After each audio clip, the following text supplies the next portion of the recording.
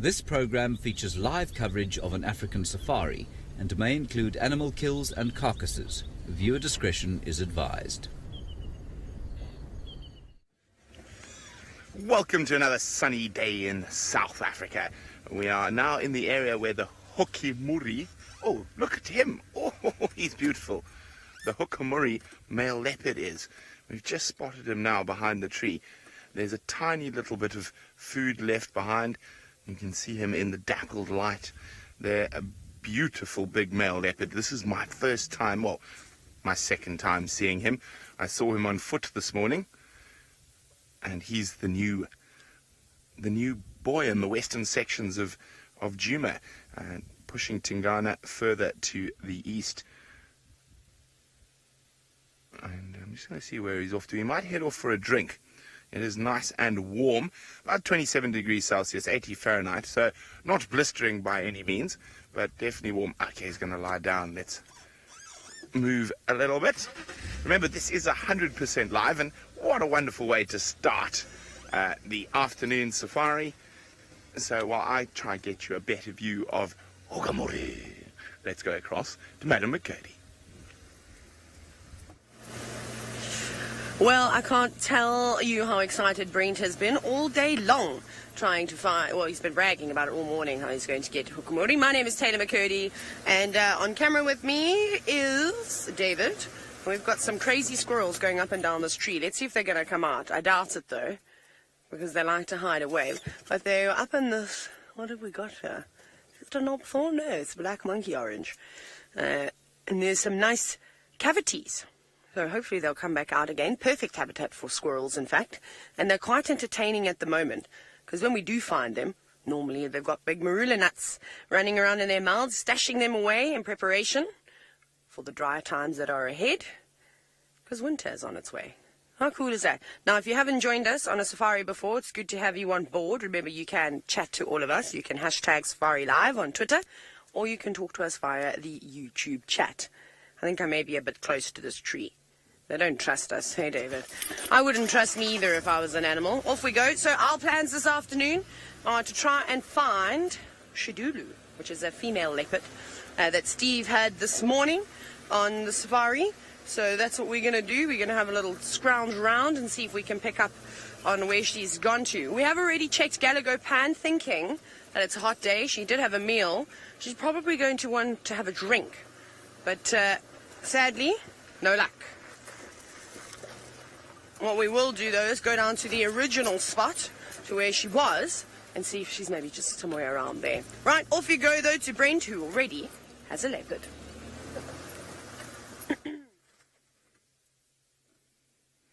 It's always very exciting to see a leopard you've never seen before, and particularly a new male with all the sort of dynamics that change, and he is really, really beautiful. He is very fat and happy at the moment. And you can see eyes closed. He's lucky it's not too hot today. Now, of course, I've been gone for so long, I don't know too much about the Hokimuri. So if anyone's got some information for me, because apparently it's a mis-ID. He's not from the Hokimuri in Ottawa. He could be from somewhere else. So if anyone's got some information about the Hokimuri male leopard for me, I would love to have it. Hashtag Safari Live. It would be great to see if you guys know a bit of his history and where he's from. And I nearly forgot to tell you that it's the boys from the borough on drive today. So Senzo and myself are both from the same small town. We're born in the same small town in the KwaZulu-Natal Midlands. So nice to be back on the vehicle with Sens.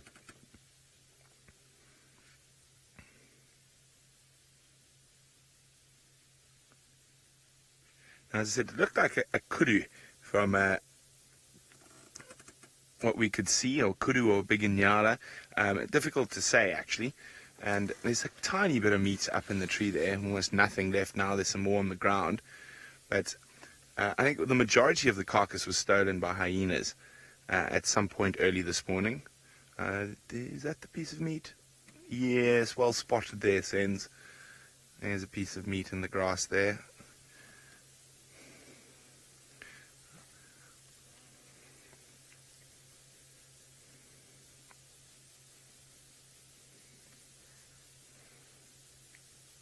You can see how well his camouflage works in the shade like that, how those rosettes break up his outline and that's what makes them one of the more difficult animals to find often. But here on Djuma we are very lucky with the amount of leopards we see.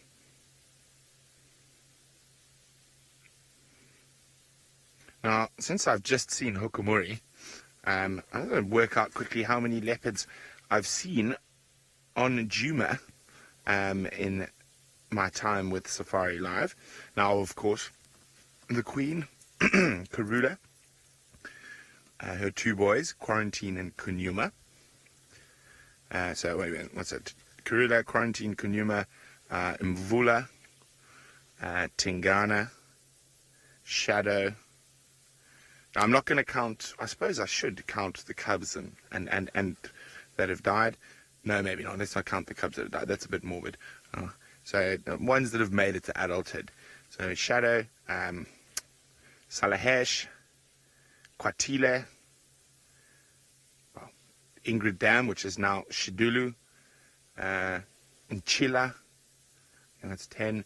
Now, obviously, Hasana and Shungile. So we got 12. Tamba, Tandi, Gajima. I'll keep going. There must be more. I'm going to have to wait because I was going to take a while. I'm on 16 already, and I know I'm missing quite a few. We had some leopard sightings of leopards that just popped in and out. So while I try to figure that out, let's go back across to Steve to see what his plans are for the afternoon. Good afternoon, ladies and gentlemen. Hope you're all having a wonderful morning or afternoon, wherever it is you may be. Welcome. My name is Steve Falconbridge. I'm joined again by Mr. Seb Rombi on camera. We are coming out this afternoon. We are hoping to see if we can follow up on any activity of those buffalo from this morning.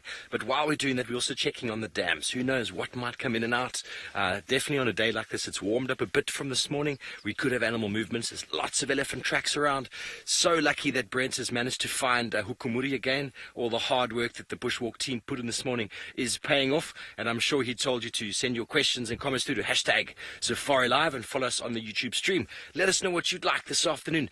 We're going to quickly check the dams. Maybe some lions have decided to follow those buffaloes in. That could be cool. And then barring that, we're going to go over to Chitwa and see what's happening that side. So jump on board, fasten your seatbelts, get your popcorn and snacks ready. Let's have a fantastic afternoon drive. I'm super excited.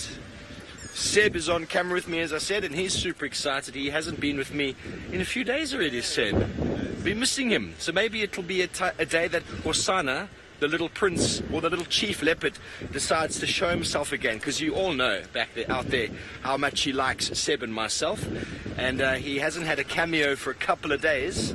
I'm sure he is feeling a little bit left out of this story, with the Shidulu female filling up the airtime for the last 3 drives. Yes, yesterday morning, yesterday evening, and this morning.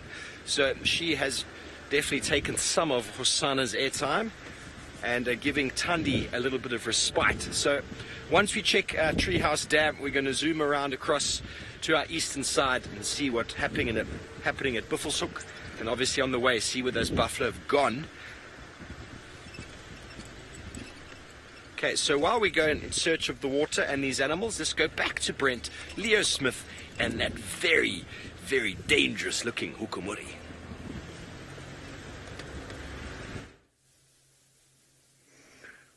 Well, here we go. Well, he's not looking too dangerous at the moment. He's not facing us. He's just panting heavily and digesting.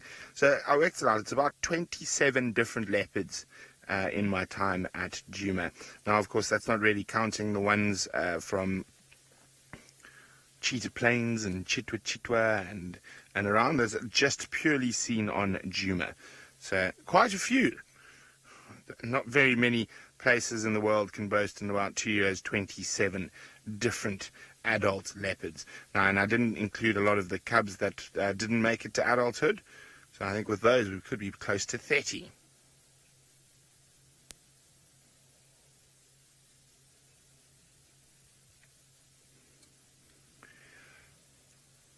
Kathy is wondering, has Hukumuri officially taken over Tingana's territory?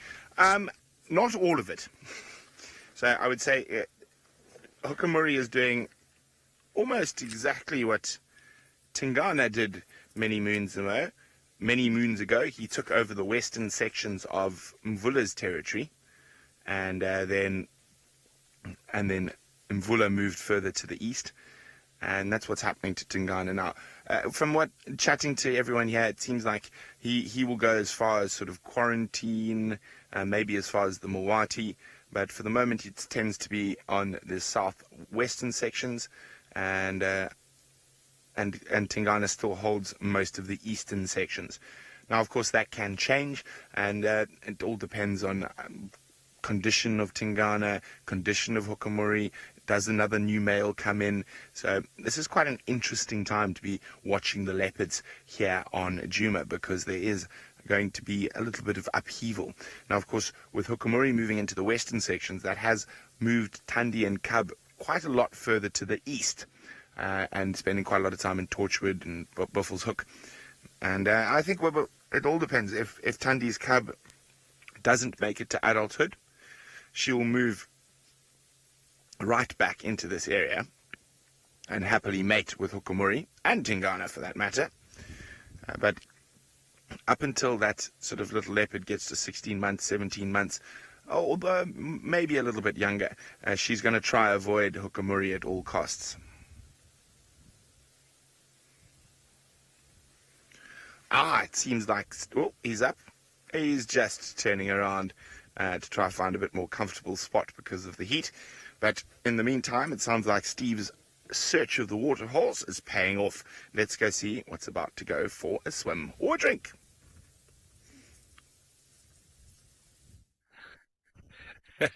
Thanks, Brent. So we found this young elephant bull very close to Treehouse Dam.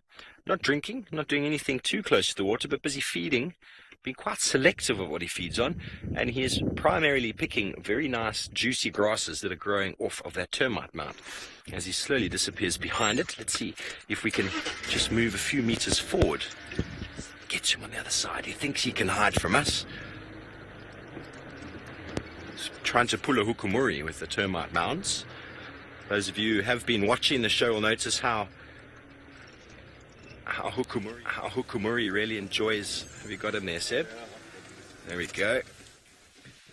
So what we do know, I mean, Hukumuri likes his termite mounds. He likes to find the warthog and get them out of their burrows. But what we do know is the termites recycle all the nutrients into the soil, and so whatever grows on a termite mound has generally got a higher nutrient value than stuff growing around it. And you'll often find the browsed vegetation on the termite mound is always a little bit more than around it, because there's a few more nutrients, and elephants are smart enough to know that. Not that it's that important this time of year, because there's nutrients all over the place. There he's busy digging in amongst what looks like a white raisin, one of the grievous species. He's digging in with his trunk, trying to pick whatever grasses might be growing underneath. He's going to come around for us, folks. There he is. Hello, beautiful. Now, very easy to see that it's a young elephant bull straight away, because you find him on his own. You wouldn't find a young female on her own. If you did, it would be a bit unusual. But I've been trying to get him to turn to see his right ear, because we saw a very nice bull the other day with the right ear who was playing lots and lots of games with us, and still haven't seen his right ear. He's trying to hide it from us, but he's not behaving the same way as that bull did. That bull was trumpeting and running and being very sneaky.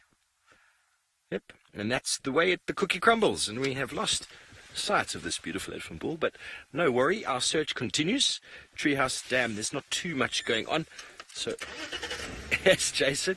Jason can't believe how big they are. Well, Jason, that's quite a small guy, actually. They get twice as big as that. When you see a proper elephant bull, one of the big tuskers, you are really, truly mind blown at the size of them. I mean, they can get up to 6,000 kilograms. So that's about 13,000 pounds. When I was in Lawande National Park a few years ago, I'm having an absolute hash of a turnaround here. I do apologize.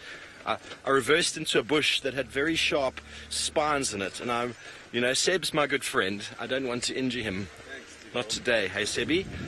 And I was in Luwande National Park 2 years ago with African Parks. They were doing some translocations of the elephants there. Prince Harry was there.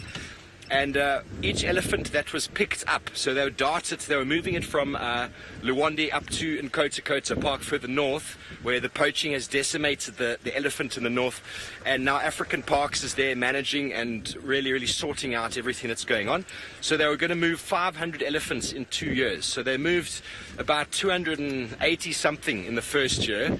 And I was there during that period, and I was fortunate to be involved with the removal of 9, a family herd of 9.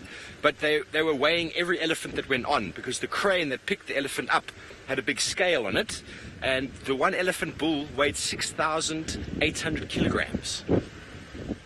That's just incredible. It's incredible size. And he wasn't even the biggest bull that they'd seen in the reserve.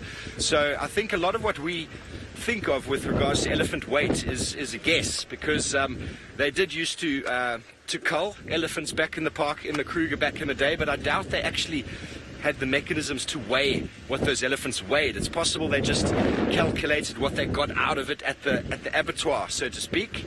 But 6,800 is an enormous elephant, kilograms. So if you just times that by 2.2, I think, that is ridiculous, Beck says.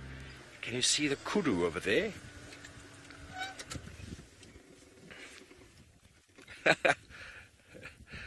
Ravinda wants to know about if elephants have 6 layers of skin.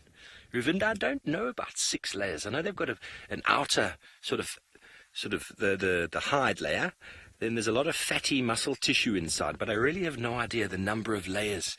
I know that there's estimated to be about 100,000 muscles in the elephant's trunk, which allows it to turn the trunk right, left, up and hook up towards the mouth, and also the typical sort of trumpet lift up in front of it. And also each of the valves are able to work independently, so they can either trumpet or suck up water. And we're just losing sight of a female kudu there, I think. Oh, is it a young male? Young male, just with the little horns. And another one is coming in from the back there. Absolutely fantastic how we can get kudu in this environment, and they are so invisible. The one that wasn't that invisible was the one that Hukumuri and this hyena have decimated. And Brent, if you were watching this morning, offered me up some liver, which was awesome. Not really, but let's go back over to Brent, the jokester, and see what he's happening to do with Mr. Hukumuri.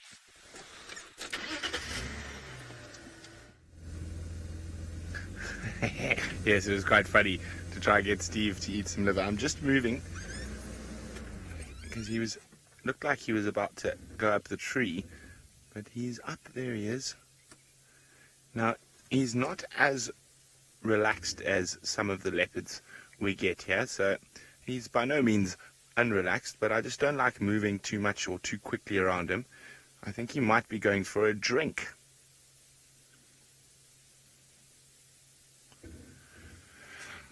Elizabeth is wondering, how does Hukumuri's size compare to other dominant males? Now that I can see him up a little bit and on the move, he's a good sized male leopard. He's probably a little bit smaller than Tingana when Tingana is at his prime, but often that doesn't mean anything, because if you look at Mvula was actually very small for a dominant male leopard. But often it's not the size of the cat, but the size of the fight in the cat. And as I say, I think he's heading down to have a drink. So what I'm going to do, I just want to make sure where he's going. So there he is. He does have some meat stashed down here as well.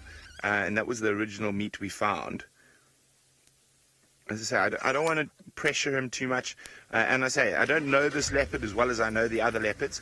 So I'm going to give him a fair bit of distance and respect. We want him to become as relaxed as Tingana and the other big males we get in this area. So we don't want to put too much pressure on him. So we're just keeping our distance while he's moving. When he lies down or whatnot, then we'll stop a fair distance away.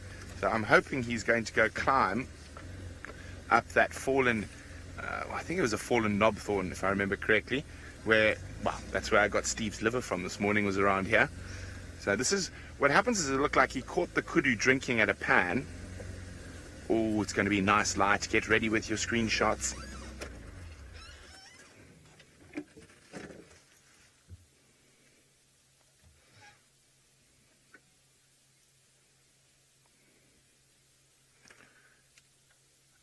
He's found something in the grass there. I'm sure that, as I said, there's lots of bits of meat spread out over quite a distance. Isn't that beautiful in that afternoon light? Now, Guide Monkey says, well, I was asking a question, is it fair to say that predator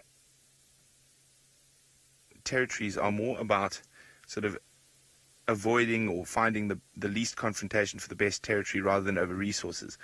I would say that plays a part of it, but I would say resource and female availability is what drives predator territories, specifically when it comes to the big cats.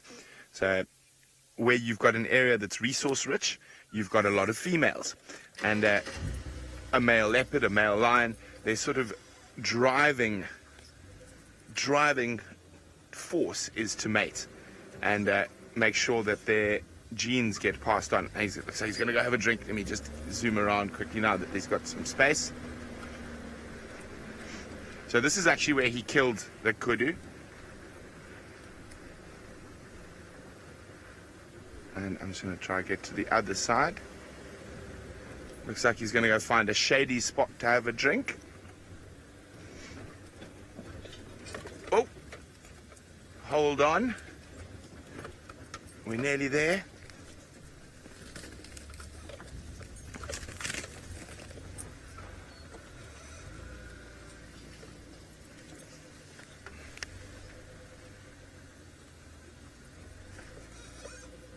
Let's just have a quick safety shot from here. Let me just see, there we go. I just want to try and go very slowly. As I said, he's not quite as relaxed as Mr. T and Co. Oh, guys, get ready. This is going to be gorgeous. Look at that face. Now we've got a nice frontal view of him. Tanushi is wondering, how do we identify the different leopards? Now, of course, when you spend a lot of time with them, you get to know them individually, and you can see body shape, size, all that type of stuff. But the best way with new leopards is the spot pattern above the last line of whiskers. So you can see there, that last line of whiskers, he's got 3 prominent spots above it. So each leopard has a spot pattern that's like a fingerprint. Look at that nice scar. Oh, he's got character. And scar down just below his left eye. He's a thirsty boy.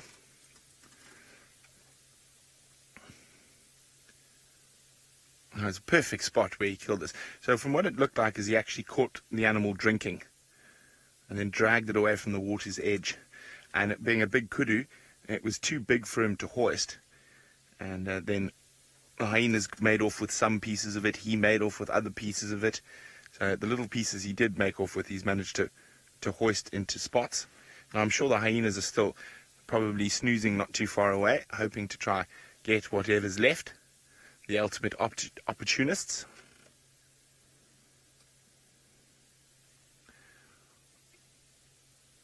Monique's wondering, why would the hyena leave when there's still food there? Well, Monique, what I'm saying is that they haven't left. They'll be, while it's hot, they'll be doing the exact same as him. And you'll probably find that the hyena is actually made off with a fair amount of the carcass from what we could see from the tracks. And there will be some hyenas still in the area, but they also struggle with heat, so they're probably just snoozing in the shade somewhere, and as it gets cooler, they'll probably come back for an inspection, see if he's dropped some meat or if he's abandoned some of the bones that are too big for him to crush.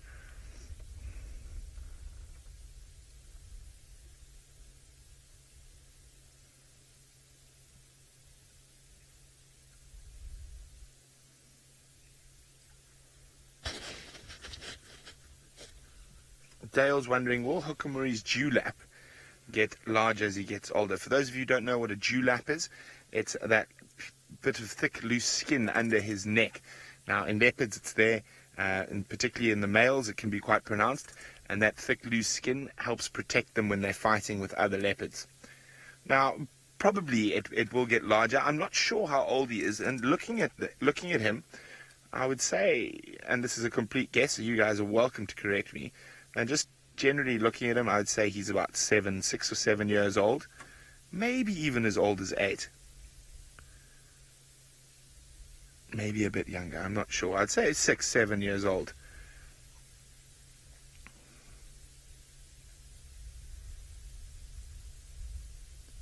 You can actually hear him lapping up the water.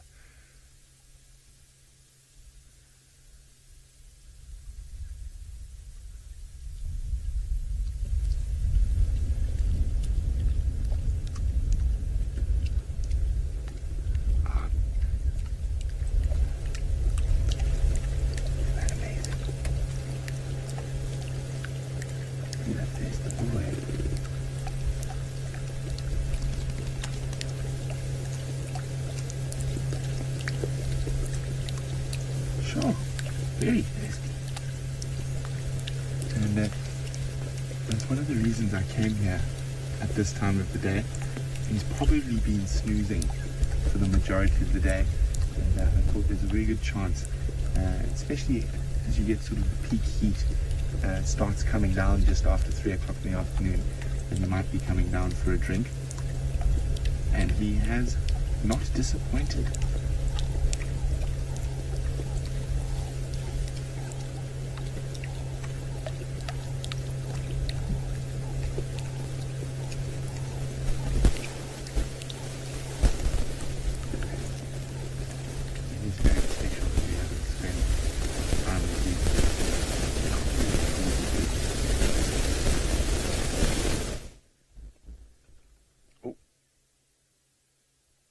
He's heard something. Did a hyena? Oh, I think there's a hyena. I think there's a hyena that's gone back towards his food. That's what's got him up and on the move. Oh, there's a big hole. We don't want to fall into that. From the tracks we saw here, he absolutely gave those hyenas as good as he got. I'll try to show you. Let's just see. He's heading back towards that meat is. I say I don't want to spook him. He should be about to appear in front of us shortly.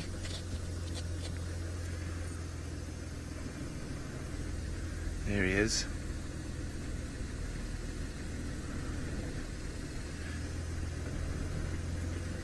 Okay. No, his body language changed a little bit. Maybe he just heard something, and he was just making sure that nothing was going to try steal the remnants of his carcass. But when he goes flat again, because oh no, these are running now. Oh, it's a battalier. A battalier was stealing his food. It wasn't a hyena, it was a bird. It just took off as he ran towards the tree.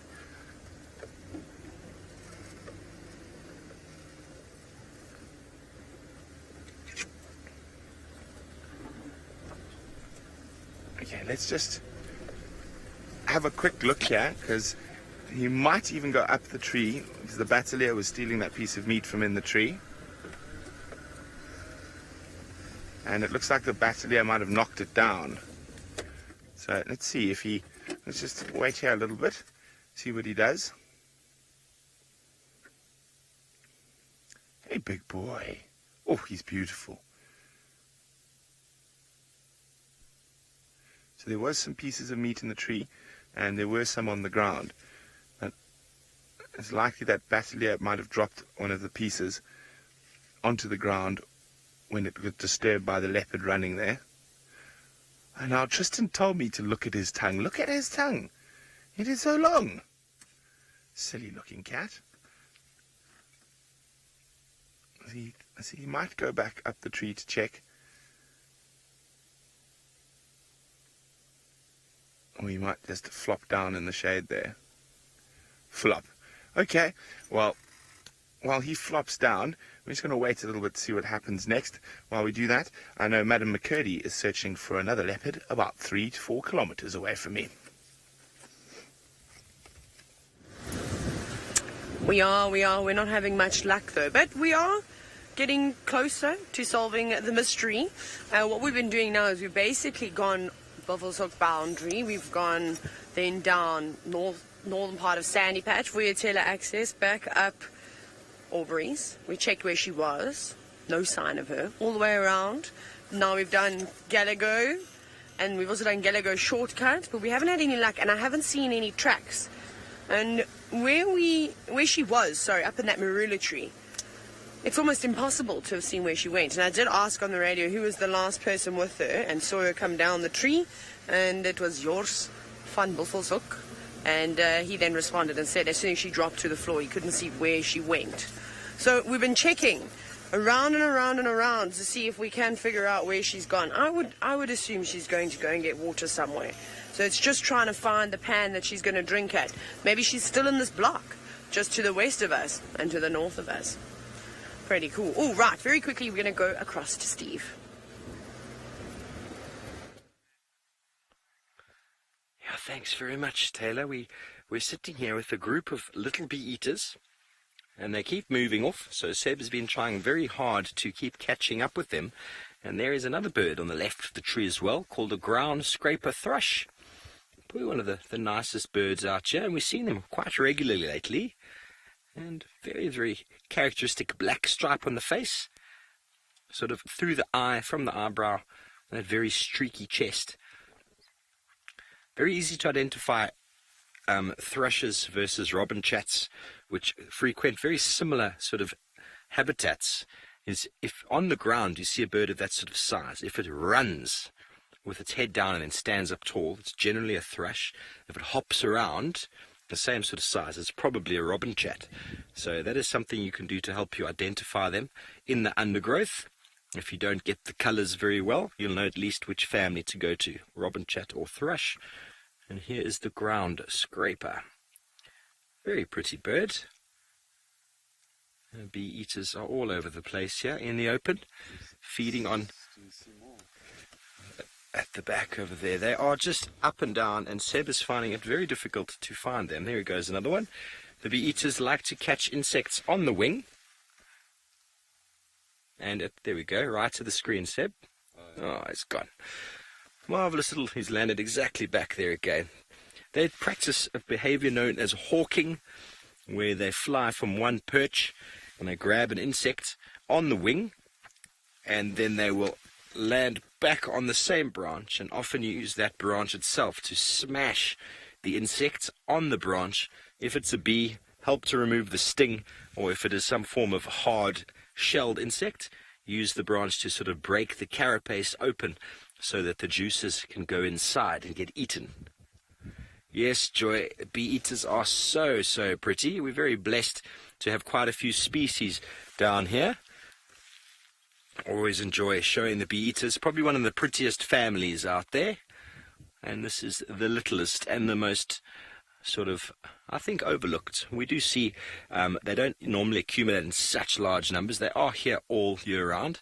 So we notice when the Europeans arrive, sometimes when the carmines arrive, they're very sort of noticeable. And the bee eaters, being quite small, seem to just slip the notice of most people.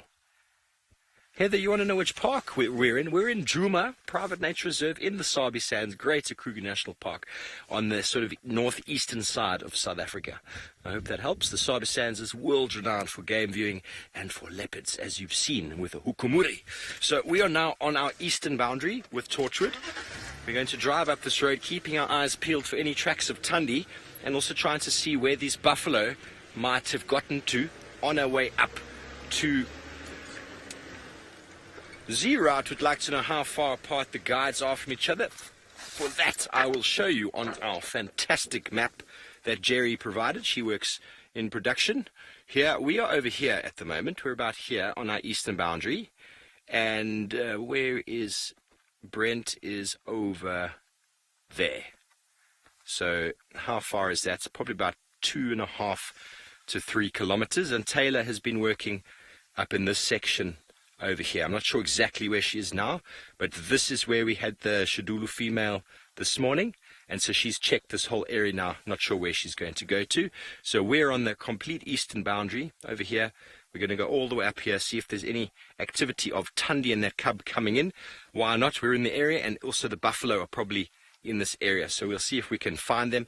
They haven't come to Twin Dams or Treehouse. It's possible they might have gone up to Buffelshoek Dam, and what we do know about the buffalo is that the lion prides in the area, they like to follow the buffalo, and also that young man, that little chief leopard, Hosana, when he smells a buffalo, he likes to follow them. As Scott, and who was with Scott on a walk the other day? Was it you, Seb? I think it might have been Dave.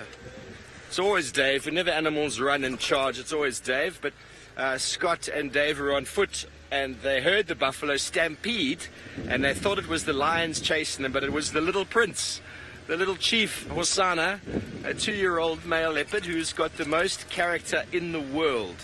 And he was also last seen in this sort of area. So who knows where and what we might find. And remember, folks, everything is absolutely live, coming to you in real time from Djuma. Okay, so we're going to go back over to Brent with the new and established reigner of Djuma. Let's go back to Brent with Hukumuri.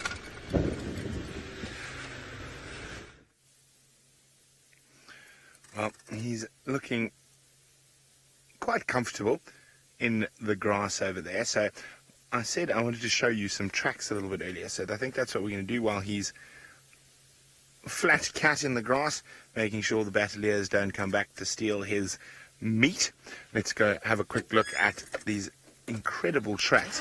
So that's how we knew something was up when we arrived, when we found his tracks walking in from the south, so from outside of Djuma. So he came in last night or early this morning, and we saw the tracks going down the road, and then we followed them towards the pan, and then suddenly we saw where he had been fighting with hyenas, and that's when we knew something was up.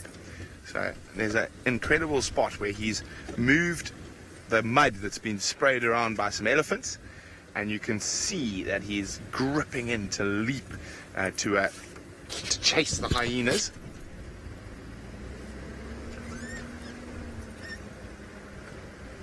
And it's just down here.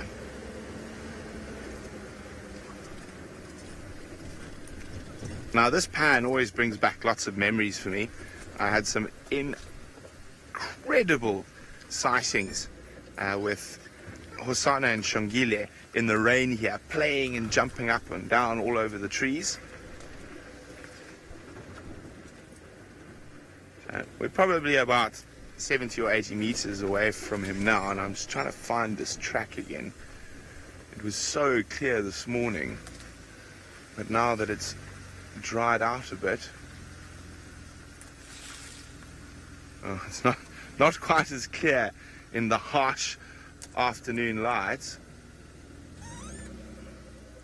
But so what looked like happened, actually let's just see, you can actually have a look here. What I think happened is he stopped here for a rest, and you can see where the grass is a little bit flattened right next to us here.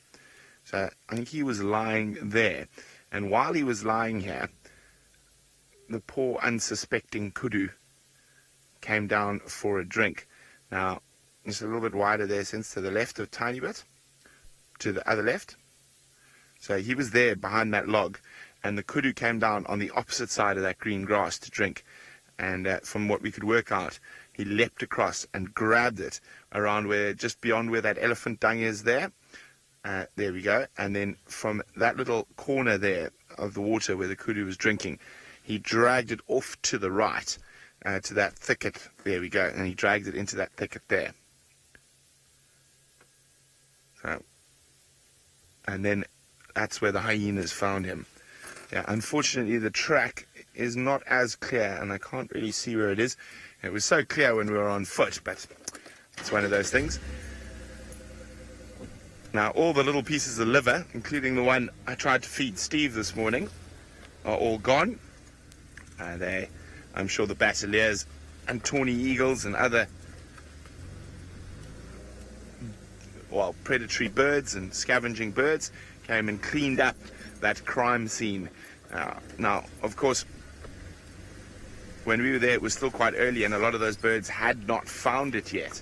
So that's why we were able to see all the little bits of blood and all sorts that were around.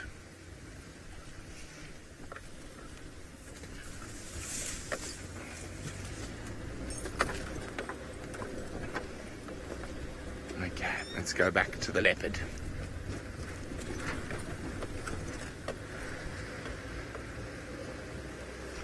So we found his tracks coming in from that side down this road. Well, hi, Walt. Walt would like to know what happens to a male leopard who loses his territory. Well, Walt, it becomes a very difficult time for that male leopard. So, male leopards, when they become independent from mom and get pushed out of the area by the dominant males in the area, become nomadic, and the same thing happens at the end of a male leopard's life when he is pushed out of his territory. Again, they will become nomadic, and they tend to sort of try slip between different other male leopards' territories. And unfortunately, there's a little bit of long grass there, but not too bad. So they'll slip between different male leopards' territories and try avoid conflict at all costs. They still will try and rob a lot of kills from females and other young males. So they do move around a lot more than when they're territorial males. And territorial males do move around a lot. But what they're doing is moving around and scent marking and patrolling to make sure there are no other threats coming into their territory. There we go. That's nice of him to lift his head.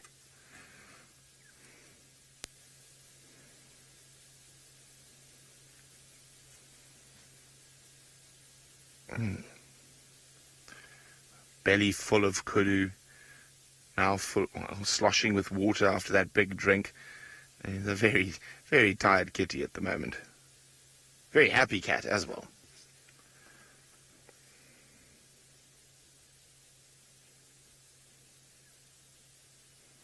Well, we're going to sit here a little bit longer. I might go to some of the waterholes to see if there's any elephants around, but in the meantime, let's go see how Steve's doing somewhere else out there in the African bush. Thank you, Brent. We are doing fantastically well. It is a lovely afternoon to be on safari. After the cool conditions of this morning, it is a glorious afternoon.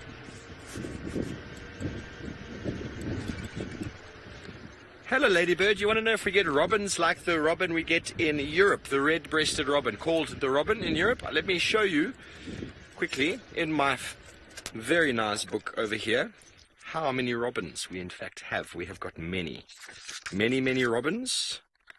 Just give me a moment. Robin.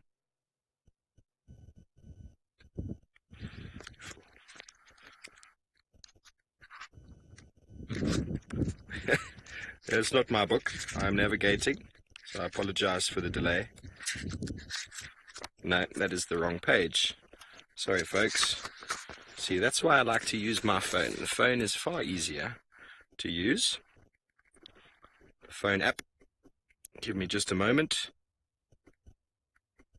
So there are lots of robins and lots of robin chats as well. And if I just type in here, robin. Okay. Scrub robins, robin chats. Have a look at the bird family. See, here we've got lots of the scrub robins. I'm not sure if the color is very good on the screen there. There we get bearded robin, bearded scrub robin, brown scrub robin. So these are all kind of bushveld, open grassland, sort of savanna specialists, and they're all very, very camouflaged. And if I go to the next page, hang on, there we go. Here we get the more colorful, sort of more woodland, forest type birds, the white-browed robin chat, the white-throated robin chat, Cape robin chat, and then the red-capped robin chat over here, which is very, very pretty. And then over here, some very special ones, which you find mainly in forests and areas I haven't even seen yet. Up in the top, the white-starred robin, very, very forest specialist. I've never seen the Swinnerton robin. I think that's somewhere else in Africa. And then that is it for our robins. But I know in Europe, the Europeans have only got the one robin, and they're very, very territorial. And if you like to see them and you are in Europe, they would respond very, very well to that behavior I was doing the other day. The shh, shh, shh, shh, shh. They come and they get quite sort of territorial. They're like, who's that? Who's in my spot? And it's awesome to see. I really enjoyed birding in the UK. The birds are very responsive to alarm calls, especially in the oak forests up there.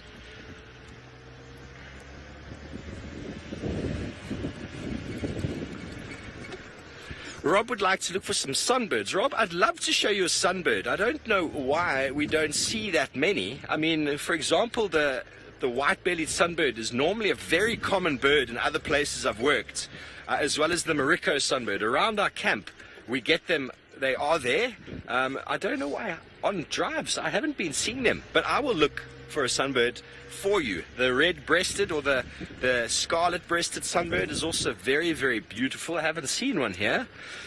I will make a very good effort to find you some sunbirds. But on the topic of birds, look at the feather I found only moments before on the road. Look at that. This is the feather of a lilac-breasted roller, and you see the colors in there are made up of carotenoids and melanin, and the blues, the dark blues, is something they call Tyndall scattering. So essentially there's sort of air pockets within the feather cells, and they reflect the light in a certain way to give it that beautiful color. There's no actual pigment. It's just carotenoids and melanin the melanin makes it nice and strong. The Afrikaans word for a roller is called a troupant. And for those of you who don't speak Afrikaans, trou means to marry, and a pant is a band. So essentially, by giving this to someone, you are committing yourself. You could essentially say, would you marry me with this feather? And it is very, very common in culture, African culture as well. And Chief Lobengula, who was the head of the Ndebele's, one of the tribes that you find in Zimbabwe, he banned any warrior to wear any feathers of the lilac-breasted roller. This was his bird, and if anybody was caught wearing feathers of the lilac-breasted roller, yep, he was quite an interesting fella. He was a very, very big man and very, very wealthy, because he had a lot of his sort of his guys in the mining sections of Africa at the time, the gold and the diamonds in Kimberley. And what he liked to do is a lot of his sort of his people who worked in the big pit, the Kimberley diamond mine, where the Cullinan diamond comes from, just by the way. It was given by Cecil John Rhodes to the Queen, and she still has that in the crown jewels. But he used to like to cover himself in honey and stick the diamonds to his body, because he had many, many diamonds brought back to him from the mines, from his people, and he liked to cover himself in honey and stick them on there, until one day Cecil John Rhodes did him a very bad deed, and ended up taking Zimbabwe from him by force. Back in the day, it's quite an interesting history. Rhodesia, it was called, eventually. Robin wants to know if guinea fowl are related to partridge. I'm not sure. I mean, what is the genus? Is a partridge a galliform? Because I think galliforms, all our franklins we get here, and I think the guinea fowl also falls into sort of the family or order of galliforms. So if a partridge does fall into that, then yes, they would be related. But I honestly don't know a lot about partridges, apart from the fact that they occur in a pear tree. Is that right? Am I getting my Christmas songs mixed up? Thanks, Bex. You said I am correct. Okay, so yesterday there was someone who was very interested in finding a mongoose track. And I don't know, Seb, if you can get it just over my shoulder there. Oh, there we go. That's not very clear. There's some bird tracks. Let me jump out and circle it. Someone yesterday wanted to see a mongoose track. Here we go. Actually, I'm mistaken now that I look at it. It is a squirrel. But here we have the squirrel. Little toes. 1, 2, 3, 4, 5. And the pad. And here's the back foot. Toes, nails. It's going in that direction. So not a mongoose. My apologies. I did look at it very briefly. I wonder who it was. I'm forgetting yesterday. Someone wanted to see a mongoose track. Always on the lookout for little tracks like that. Maybe it will be better on a bushwalk. Okay, so Taylor's out tracking as well. Let's go over to her and see what updates she has for you.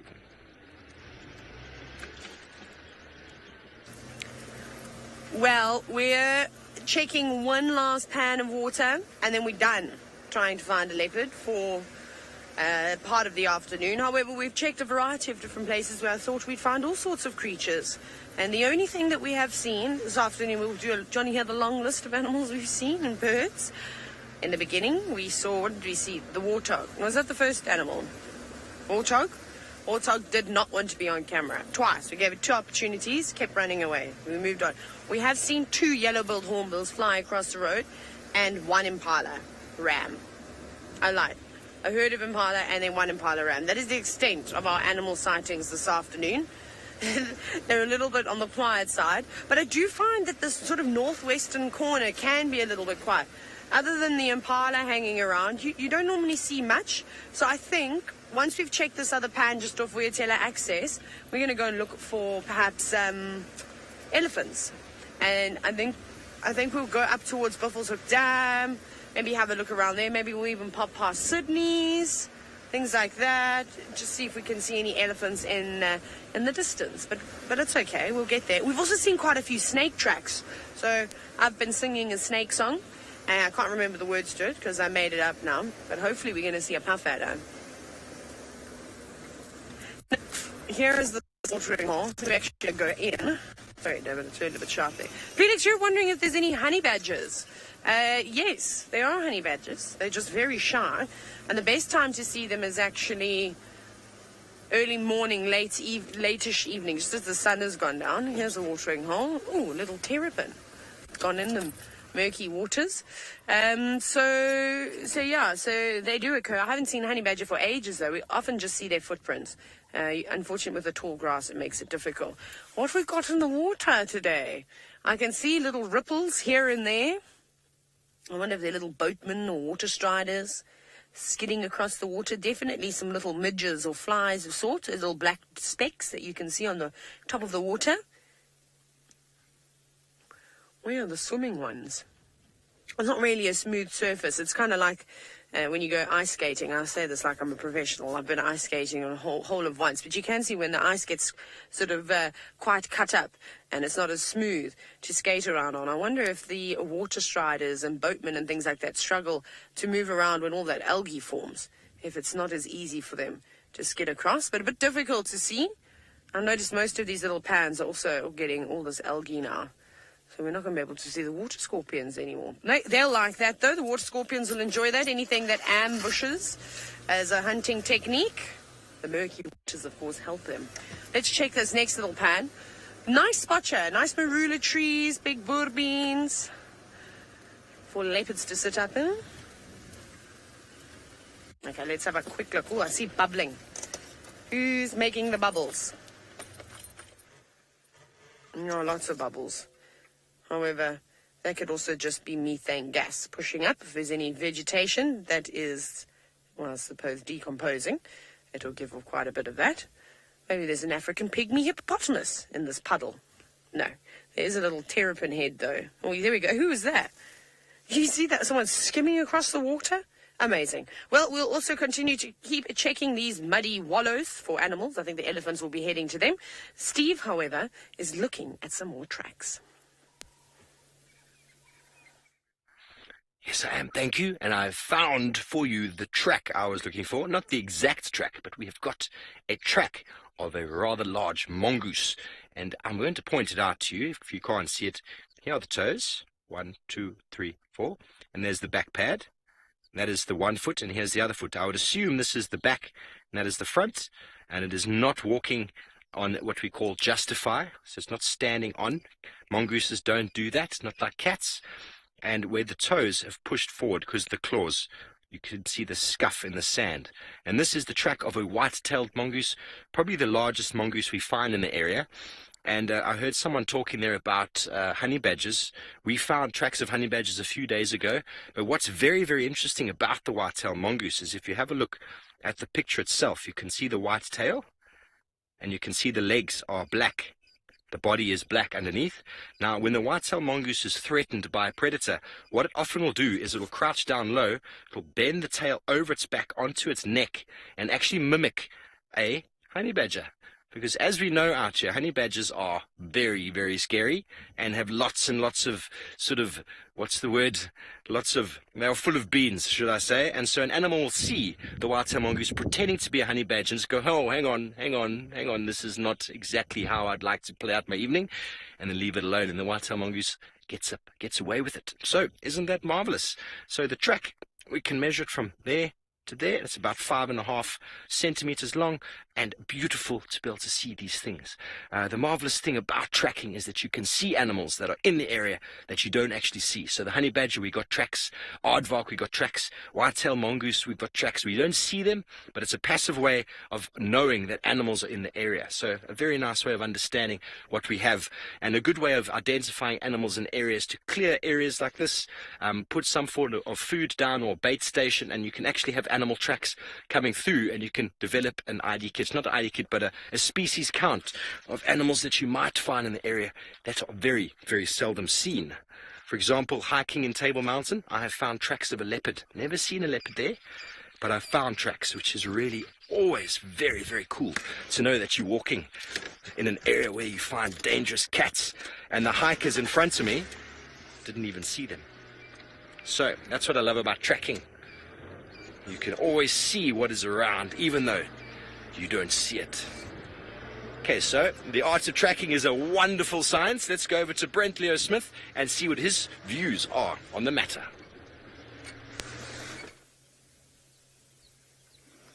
Well, Hukumuri is very flat at the moment, and well, Steve's been chatting about tracking and the fact that he saw leopard tracks on Table Mountain. I've seen leopard tracks in the Kirstenbosch National Gardens on Table Mountain as well. So there are leopards around. Those Cape Mountain leopards, however, have incredibly massive home ranges in comparison to a leopard here. A male leopard in the Cederberg or in those Cape Mountains can have a territory of up to 200,000 hectares.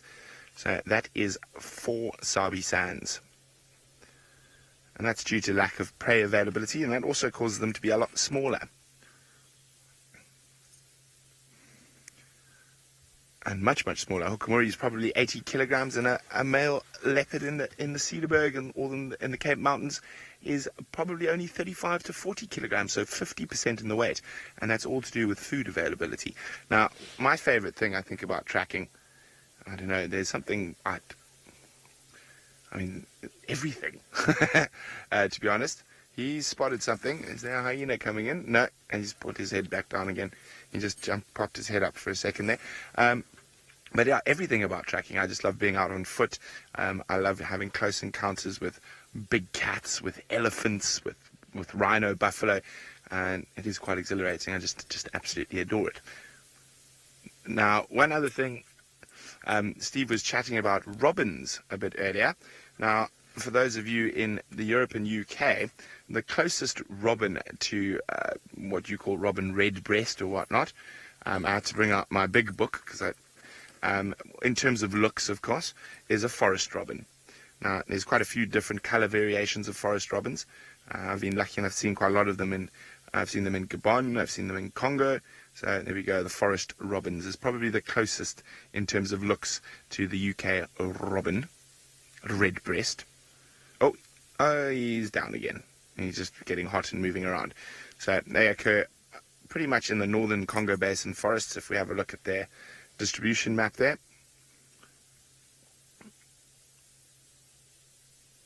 So very, very cool. Now, I'm trying to decide now whether to move along or sit with Hukumuri a bit longer. So why don't you guys just make it easy for me and decide for me. So hashtag Safari Live. Should we stay or should we go? Up to you. I don't think he's going to get up to too much, but it is just incredibly pleasant to sit next to a massive male leopard. It's always lovely to see them, especially through the grass. Sometimes some of my favorite views of leopards are not way out in the open. It's sort of views like that where you've got the grass in front of him and it's sort of just a leopard in its habitat.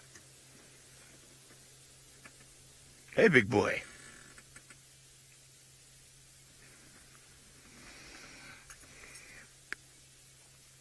Shashank is wondering, is there any difference between jaguars and leopards? Yes, quite a few. They are indeed a separate species, so that means they cannot mate and produce viable offspring. And, flop. A jaguar is physically much bigger than a leopard, and often going over 100 kilos, where a male leopard of 100 kilos is almost unheard of. They're also far more aquatic than leopards. Leopards will swim if they have to, but they don't really like getting their feet wet, whereas jaguars will hunt and swim and lie in water to cool off. So, of course, they've what you call sort of parallel evolution, because they've evolved on the other side of the world, literally, and the dappled markings and spots for camouflage is a parallel evolution. They are both part of the Panthera family, so the big cat family, so they're both able to roar. But yes, yeah, so there's quite a lot of big differences between them.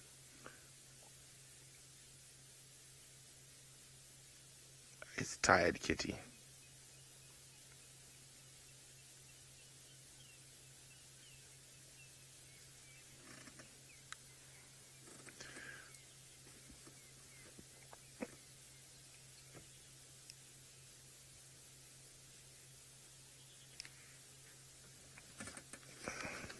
Sorry, Bex, could you go again with that question? That Game Drive radio is quite loud.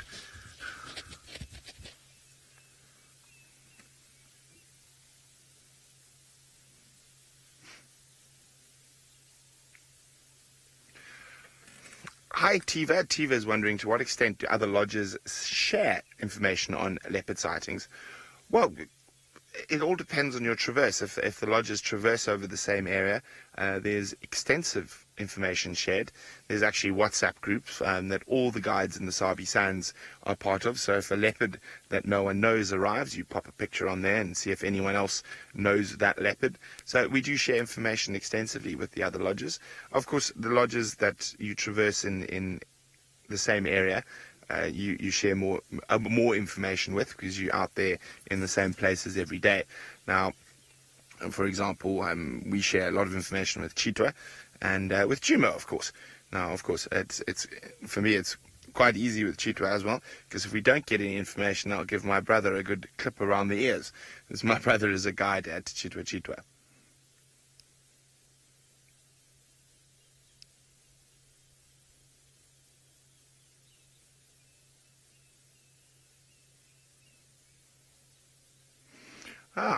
Now, apart from sitting with leopards, one of my favorite things is to spend time with our feathered creatures, and it seems like Steve is on a birding mission this afternoon. Thanks, Brent. Yes, we have found ourselves a little indigo bird, ladies and gentlemen, and it is with a laughing dove. Ooh, off he went.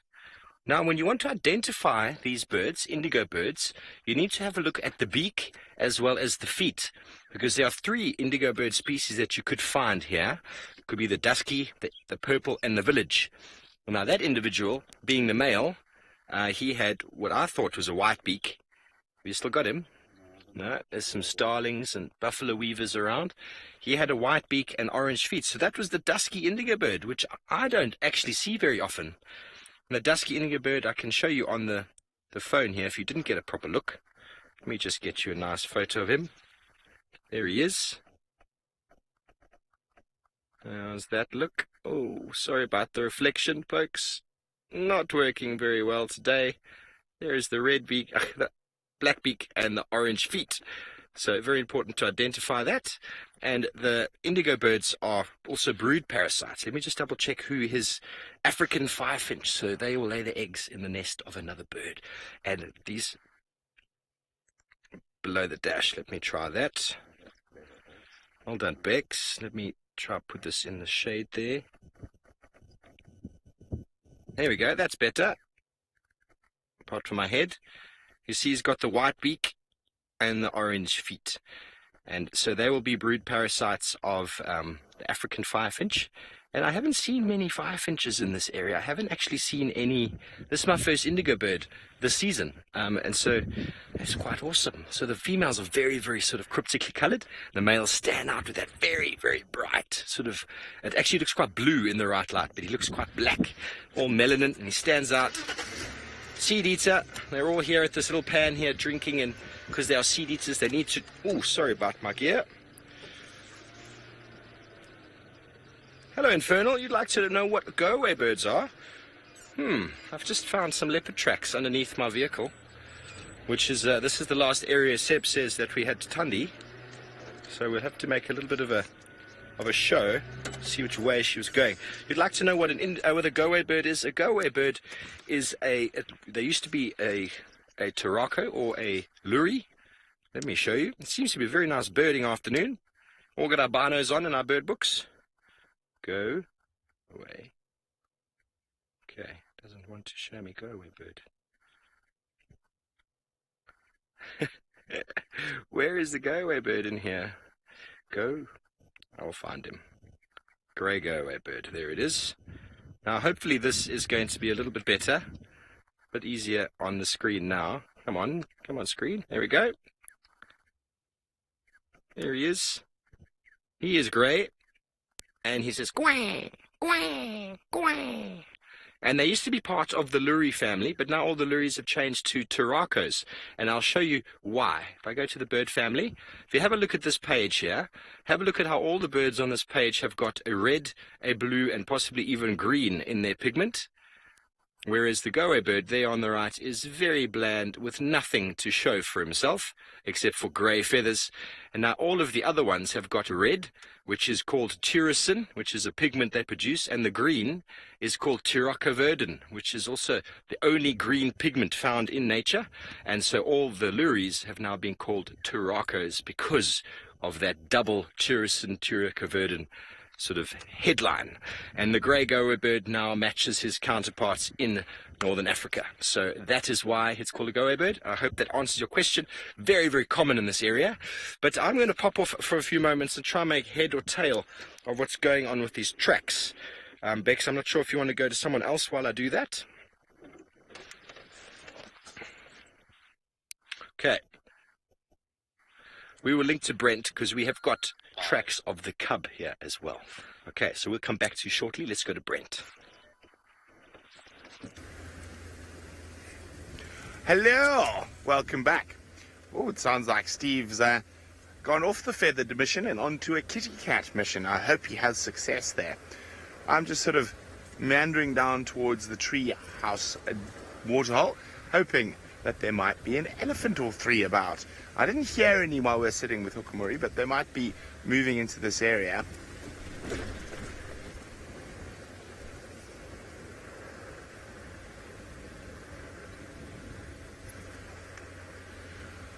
Infernal is saying, if different species do not mate, how do you explain hybrids? Hybrids are very, very rare in the wild. So what happens with most hybrids, it's people that cause them.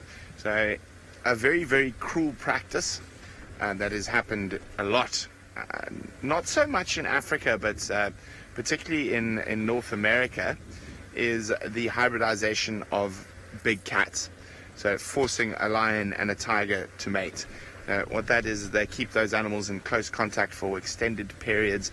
I mean, those animals fight, beat each other, often die in the quest for a liger or I've forgotten what the other one is, but it's very cruel and barbaric practice. So there are very, very few hybrids in the mammals in the wild, and they tend to keep to themselves. Although a couple of years ago, there's a very, very, very interesting hybrid that happened in the Linyanti area of Botswana, which was a hybrid between a lechwe and a waterbuck. So it does happen, but it is incredibly rare. And a lot of hybrids are, as I said, are generally done by people. I'm trying to think of some other obvious hybrids. A zonkey, a zebra and a donkey. Again, humans putting them in close proximity. So it's generally human beings that cause hybrids. Now, in nature, hybrids can happen, and actually quite common in birds. Of more. Sorry, this game drive radio is going mad at the moment. So it happens quite often in birds, and then the hybrids they're from a very, very close family, very, very closely related family. Actually, let me show you a hybrid quickly. Let me just get onto some flat ground so I don't torture Senzo while he's trying to level the camera. Okay, there we go. Some flat ground here. So I'm just going to turn this off quickly. They're making an incredible amount of noise, talking about very little. Everyone's saying hello. So certain species of hybridize quite frequently. One of them is the little seed eaters. So often they start. I'm just trying to. There we go. So waxbills are known to firefinches. Sorry, are known to hybridize, which means that a lot of them are probably very, very closely related, and it's happened in the very sort of recent times that they've split. There's still a lot of research being done into hybrids in birds, but as I said, in mammals. What are you complaining about?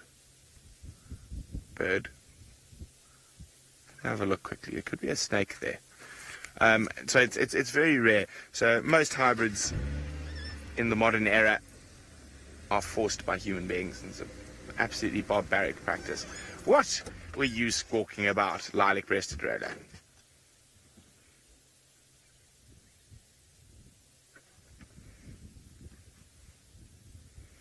Here we go. Lovely late afternoon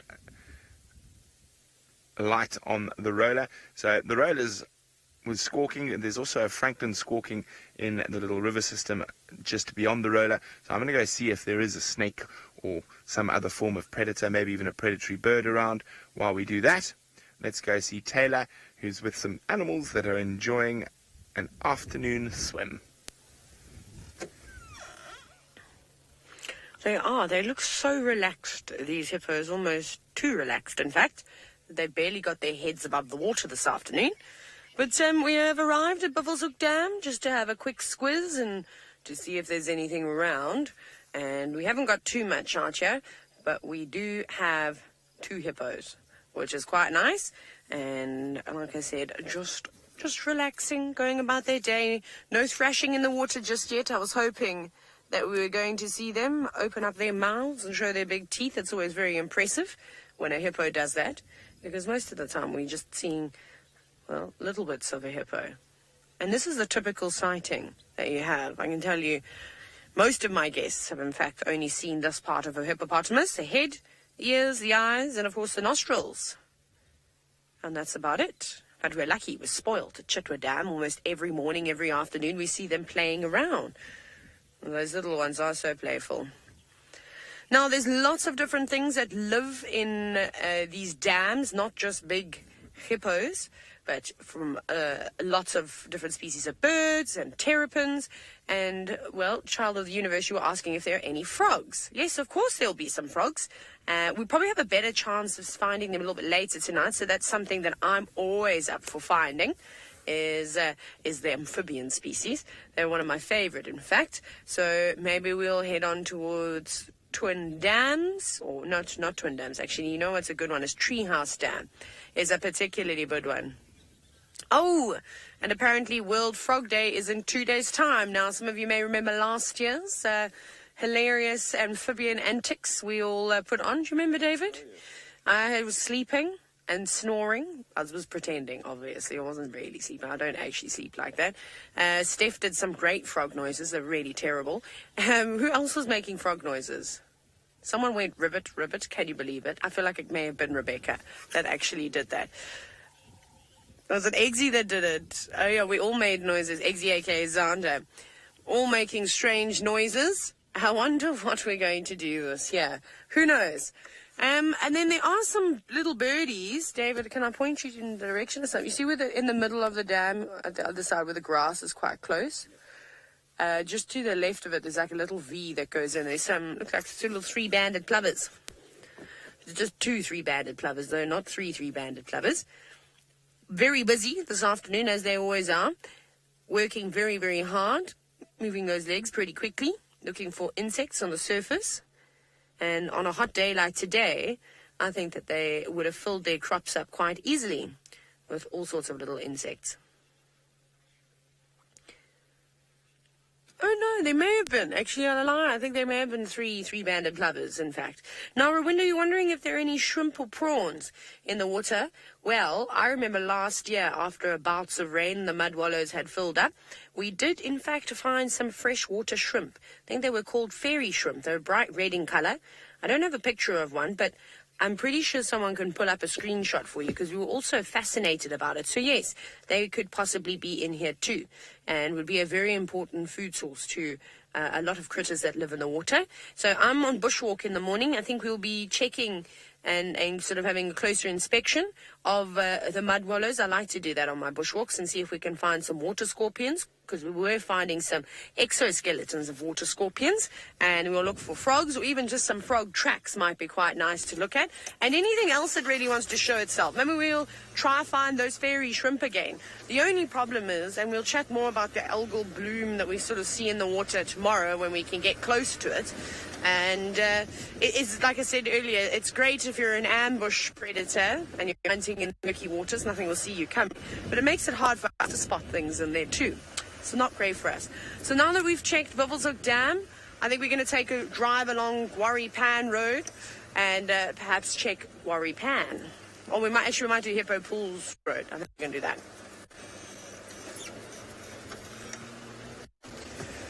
Now, some frogs may be under threat, seen as ones that live in the water. In Childhood University, we're wondering if there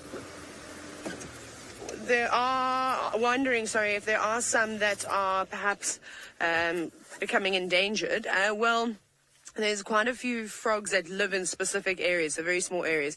The western leopard toad is one of them that unfortunately is under threat at the moment, and that's because of habitat loss. A lot of them cross the road, so they're being killed.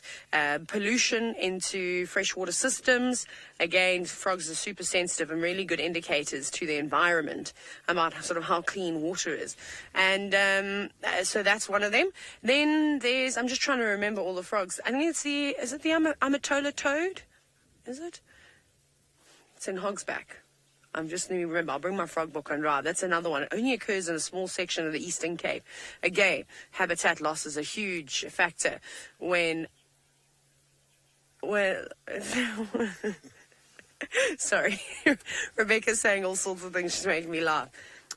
Stop distracting me. I'm trying to be professional and educate people here, Rebecca. Rebecca's directing today. So we'll have a look at a couple. But like I said, the main factor to a lot of the reason why species are going extinct is due to habitat loss, unfortunately, because of us as humans, wrecking the environment. What's making that noise? Can you hear that?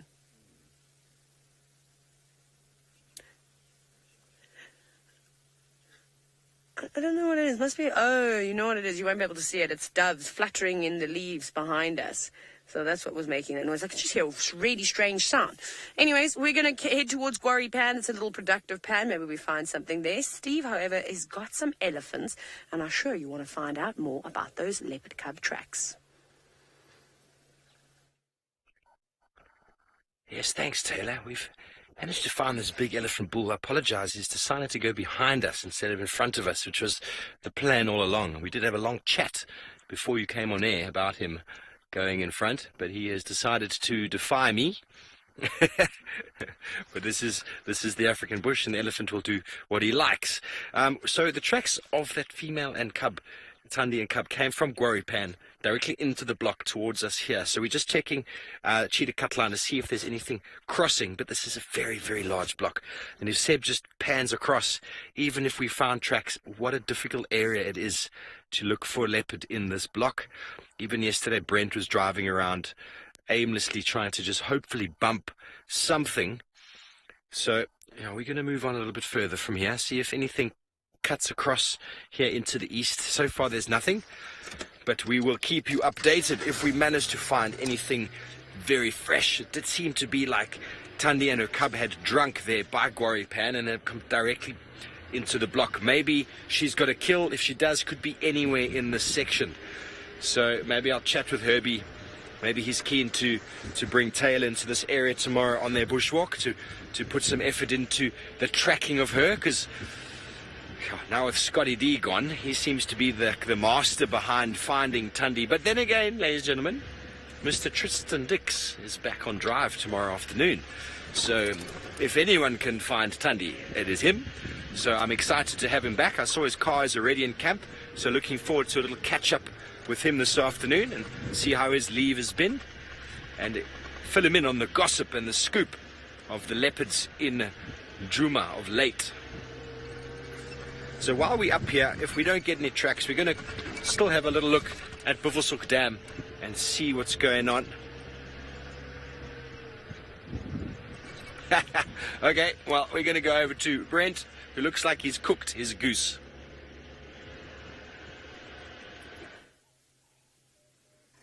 Well, here we go. Well, we've got a goose and something else. Is that a gosling? Or is it something else entirely? Let's go across to the ones to the left. Oh, there we go. Those three there. And zoom in on the one in the middle. Hello, you. Oh, stretchy, stretchy. Now, I wonder if you can tell me what those are. Hashtag Safari Live if you know what that is. That is not the Egyptian goose. It is a very, very pretty duck. The males are far more striking than the females, and those are all females. There are no males presently at Twin Dams. Doing a bit of prepping and preening and feather cleaning.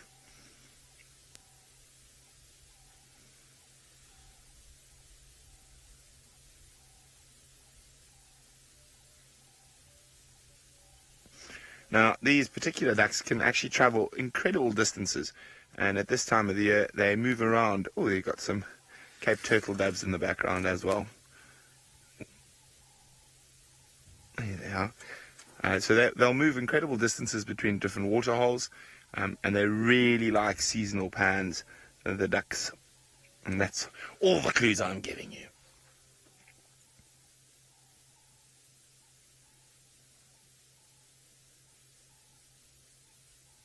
Puma says they're doing duck yoga. Yes. Indeed. Actually, what they're doing is they're cleaning a lot of their feathers, and sort of when they preen like that, they want them to be in the perfect spot. Some of the feathers for flying, but often when they're doing their chest and stuff like that, it's their swimming feathers to make sure they've got that lovely little sort of waterproof waxy layering in the correct, I'm trying to think, correct spots, so they don't take on too much water and go down.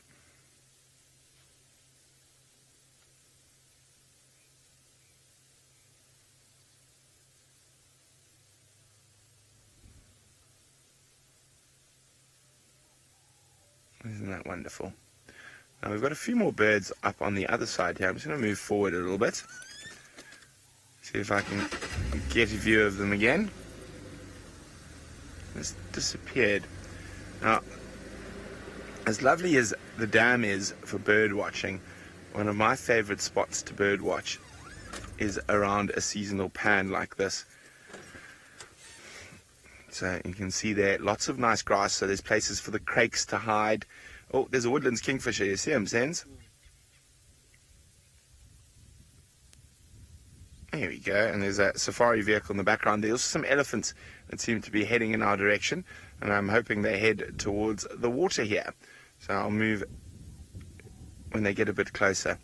But I was hoping to see some crakes, and look at that kingfisher looking for a frog or something in the little pan below him, or could just be ready to dive down there for a drink.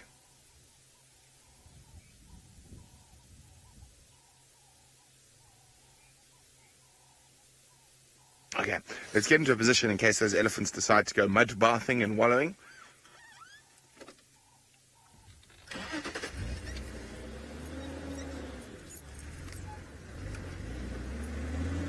There's a whole host of little pans in this area down here. Hold on, you! No, it's only joking.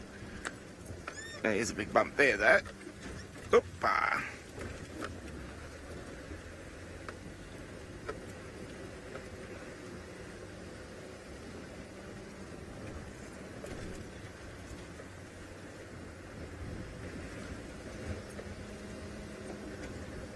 No little cracks. No.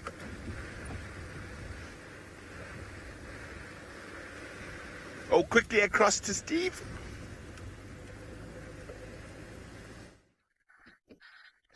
Yes, with a very pretty little steenbok. And this one is being very obliging and standing very still. Normally, once they've been detected, they disappear very quickly into the undergrowth. And be very alert for Tundi and her cub in this area. See her nostrils are flaring. Oopsie, what is that? The bird gave her a bit of a fright, says Seb. Look at those ears, folks. Isn't she just so pretty? Got flies all over her face. Come on, my dear, blink. Get rid of the flies. She doesn't want to move, folks. She doesn't want to feel as if she's been seen by us. Now she's moved. Very delicate, aren't they? This is a fully grown animal. I've only ever seen one baby steenbok who was busy suckling. It was so cute and so small. I've never seen another one, though. Look at that face. Absolutely gorgeous. That very small mouth, which allows for very selective feeding. As you hear the Swanson spurfowl making all sorts of noises in the background. Can you see him, Seb? There we go. There's the Swanson spurfowl male. You can tell it's a male by the spurs on the back of the feet, on the back of the leg, which they use for fighting. It's typical of the male to perch on a little bit of a ledge and do that very sort of smoker's cough sort of sound that you heard. Isn't he pretty?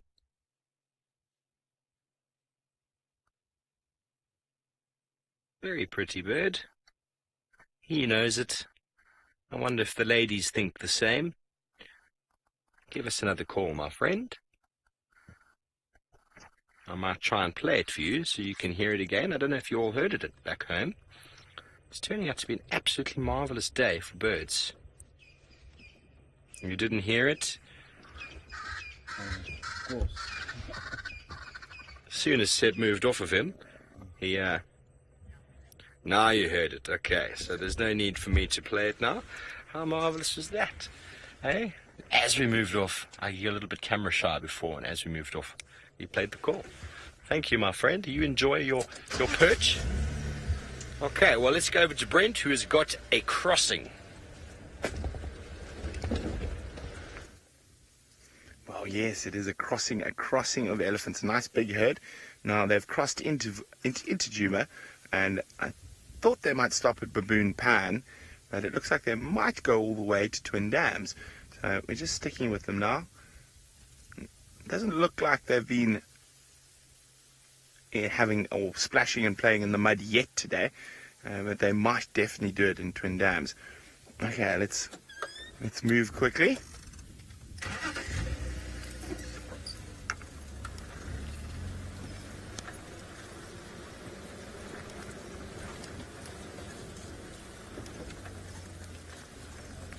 Minjan. Hi, everyone. Good, thanks. Okay, guys, let's keep up with these elephants now. They might go straight into Twin Dams by the looks of things. So I'm going to zoot around this way.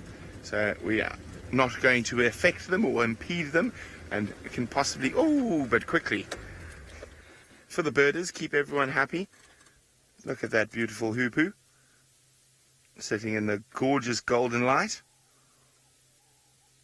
And the elephants behind. The big and the small.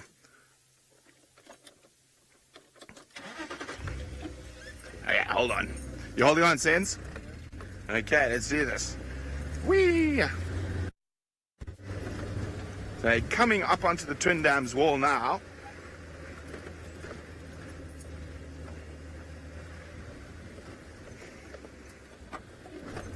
Oh, bouncy bounce. I hope they get their water walk on. It's one of my favorite things when elephants get the water walk. They get excited when they get close to the water and they know they're going to go for a swim or a drink. And we're now in the perfect spot, directly opposite them. You happy here? Oh, magic.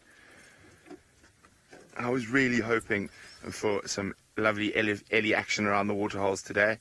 And I'm being spoiled today. Hukamuri, elephants, elephants, elephants. Look at that little one. It doesn't want to get too close to the water. It's quite steep, the bank. Don't fall in.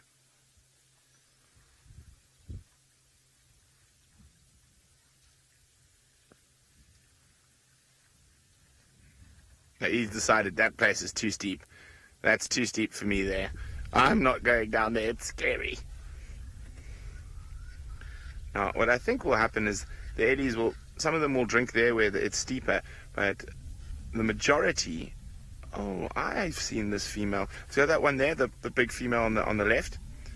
Look at her. I've seen her before, but a long time ago, and I haven't seen her often. She's got a missing half of her left ear. And she looks a bit strange. You see that? She's got almost no left ear.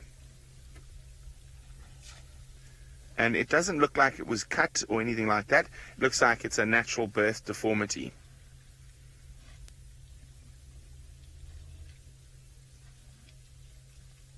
Amazing, isn't it?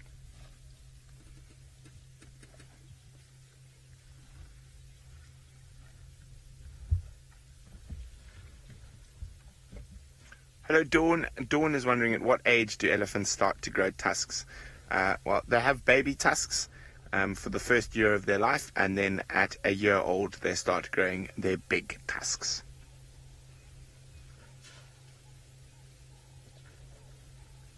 Oh, there's an even smaller baby. An even younger baby than the one we were looking at earlier.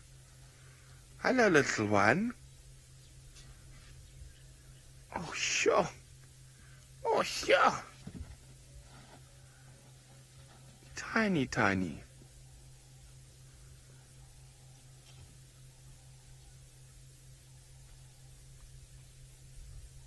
So it hasn't been too hot today. So the Ellies might not sort of dive in, so to speak, and go swimming.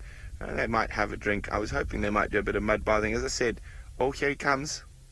Oh, don't bully now, you. Oh, shame. He doesn't like the slippery sand. Oh, shame. Look at his tail. He really isn't happy about this slippery, slidey, steep slope. What is going on here? Oh, look at that. All the adults came around to comfort.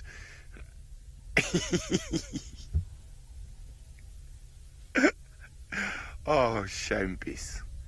Oh, we can try again. There we go.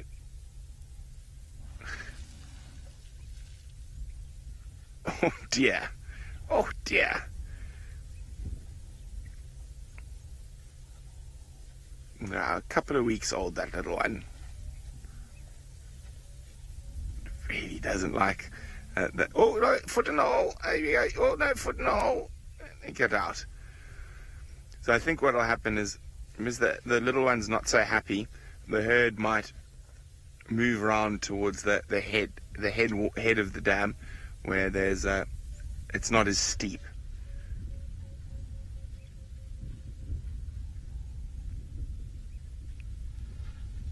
As I said, it's been quite cold today, so they might actually just move off and continue feeding. We'll see now.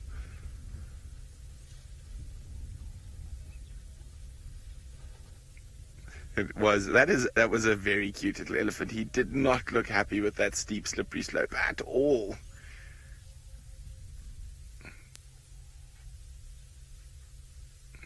Almost like I've fallen down something like this before. I don't want to do it again. Okay, I'm just going to have to move the car a little bit because they're going to disappear behind us.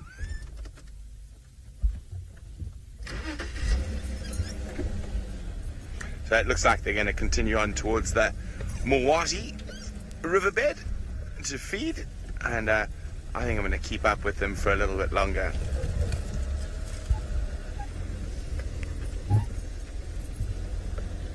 Trim Bod says, do I think animals notice deformities in others? Trim Bod, I think it really depends on the deformity, and if it is a deformity that weakens an animal, particularly if it's a male who's going to be fighting for mating rights, I think then yes, other animals might take advantage of that. But with elephants, you see quite a lot of different deformities with ellies, lack of tails, ears, all sorts of things, and the elephants seem to not take too much notice of deformities in others. Now, if we're lucky, they might go have some fun in the sand in the Mawati riverbed, dust it all around, and I'm hoping they do that because there's some really nice ellies in this herd. There's some youngsters that are very playful at the moment. There's that tiny little gorgeous creature. Now, they split. The other little one went off. Oh dear. No, it doesn't look like they're going to do that. Hello, big girl. Yes, I see you. It's okay. It looks like they're going to cross straight through the Mawati and up and start feeding on the bank on the other side. Oh, there we go, down the steep hill. Whoop, whoop, whoop, whoop, whoop, whoop. I always love it when that happens. It's sort of, the sheer weight causes them to speed up as they go down. Well, it doesn't look like they're going to hang around for too long, so I'm going to send you across to Taylor, who's got a lonely elephant. We look like, no, that's not English. It looks like a young bull. And he's actually been very accommodating this afternoon. He has moved a haul of about 1 meter in 10 minutes, I would say. Maybe not quite 10 minutes, maybe about between 6 and 8 minutes. But time does fly when you're out in the bush. And I don't know if there's any little marulas that he's perhaps picking up, because I can't see him pulling any leaves and things out, and there is a small marula tree above him. So perhaps he's lucky and he's managed to find the last of the fruits underneath, all those round-leaf teak and large-fruited bush willows. Looks like he's being quite picky about what he goes for. There you go, dropping some of the vegetation out of his mouth. Can't really see what he is getting, in fact. Oh, there we go. That's obviously leaves that he was eating. Yep, stripping them away. And he's just taking it easy. It doesn't look like he's been for a swim recently. I think he must have gone for one midday swim during the heat, because he is a lot darker than the colour that an elephant normally is. Although, I suppose it depends on what soil they cover themselves with, and that will determine the colour of the elephant. But he looks a little bit on the damp side, but all on his own, unlike that herd of elephants that Brent had. So he's been kicked out, now living a life of solitary, swatting that tail, keeping away all the biting flies. I even have a guarri branch in the car today. The insects have been particularly bad. It'd be nice if he gave that marula a shake, just to see if there aren't 1 or 2 more fruit still dangling on, holding on. Maybe they don't want to leave either.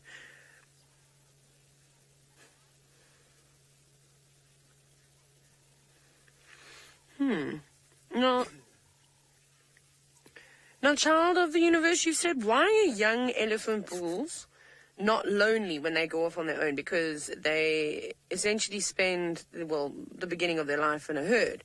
I think they just get used to it. It's a very, very traumatic experience for these elephants to get pushed out of the herd. I've seen it a couple of times, and it's never quite nice, because essentially what happens is that the entire herd, mainly the older cows, sort of stand their ground, and what they did once in the Eastern Cape, they formed a wall.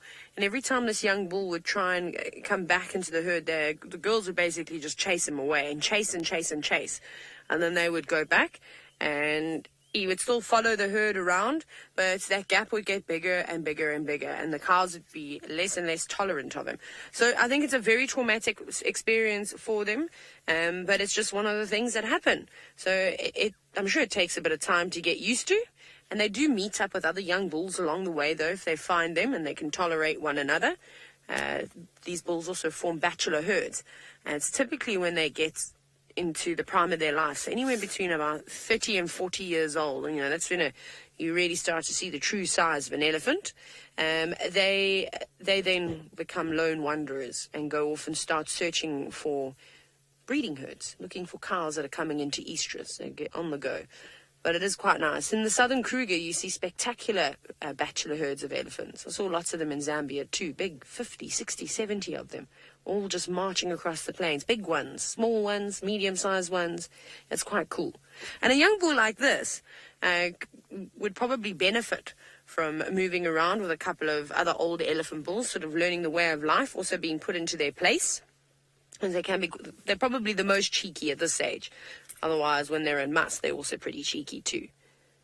They're very calm. It's quite nice. It's very peaceful, this sighting.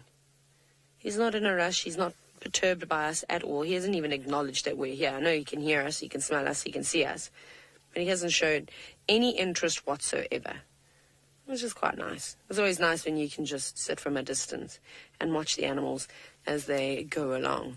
Now, I did go past Quarry Pan and I saw the tracks that Steve had, so we're going to also have a little look around here, because I know Steve said he was heading to Chitwa, so we'll carry on exploring around this area and see if we can't pick up on anything. Now, he hasn't stopped feeding since we've been sitting here. A combination of swatting the tail around and flapping the ears and eating. Pretty good at multitasking. And Kole, you're wondering how much does an elephant need to eat in a day? Well, I suppose it depends on how big they are. So essentially, an elephant needs to eat about 5% of their body weight. That's just roughly the amount. So depending on the size of the elephant would determine. But I mean, a fully grown elephant bull can eat anywhere between 150 and 200 kilograms of vegetation a day. So they're very busy, and they will feed for about 19 hours of that day. So very, very small amount of time is actually saved for rest. Sometimes elephants can go 24 hours, 48 hours without even having a siesta. They'll just go, go, go. And the reason why they have to eat so much is firstly because they're enormous. They're the largest land mammal, and they have a really poor digestive system. So it's... they're only digesting, about 44% of their food every day. So this is why when you find elephant dung, you can almost tell immediately what that elephant had been eating 24 hours ago or so. You can find undigested fruit. We find a lot of undigested marulas, although they can't peel back the skin and pull the flesh off of the seed, so they sort of just crunch it and get all the juice from the fruit. You see twigs, you see whole leaves sometimes, bits of bark.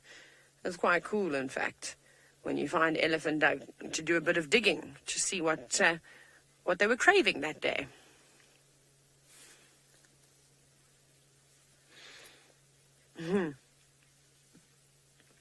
Now, Dake, you've asked, why do elephants sometimes rock one leg back and forth when standing? Well, you often see elephants doing that and also crossing their legs. I suppose they're just maybe resting them. They normally do that rocking motion with their leg. They don't do it for too long, but you do see them sort of standing cross-legged, just getting the weight off of, I suppose, and maybe you get a bit tired too, so they can do that. Remember, elephants don't sit down very often, or lay down, should I say. It'd be quite funny to see an elephant sitting on its bottom. Normally you see that when they go down to the water, and like you saw with Brent, sometimes slide down the bank, then you have to sit back and, enjoy the ride. But all the elephants, of course, they don't do that as often. But in the Mara, I actually saw quite a few elephants fast asleep, big ones too, snoring away, which was quite nice to see, with the little ones just standing by going, I'm not ready to sleep yet. Off he goes now. Richard, you've asked because, I use the weirdest words, thanks to my Australian parents. And we're wondering, what is a squiz? Because I used it earlier. A squiz, I don't know where it comes from. I don't even know if it's a word, but it's a word that my parents use all the time. Like a quick look. We're going to have a squiz at the spider building its web. We're going to have I don't know.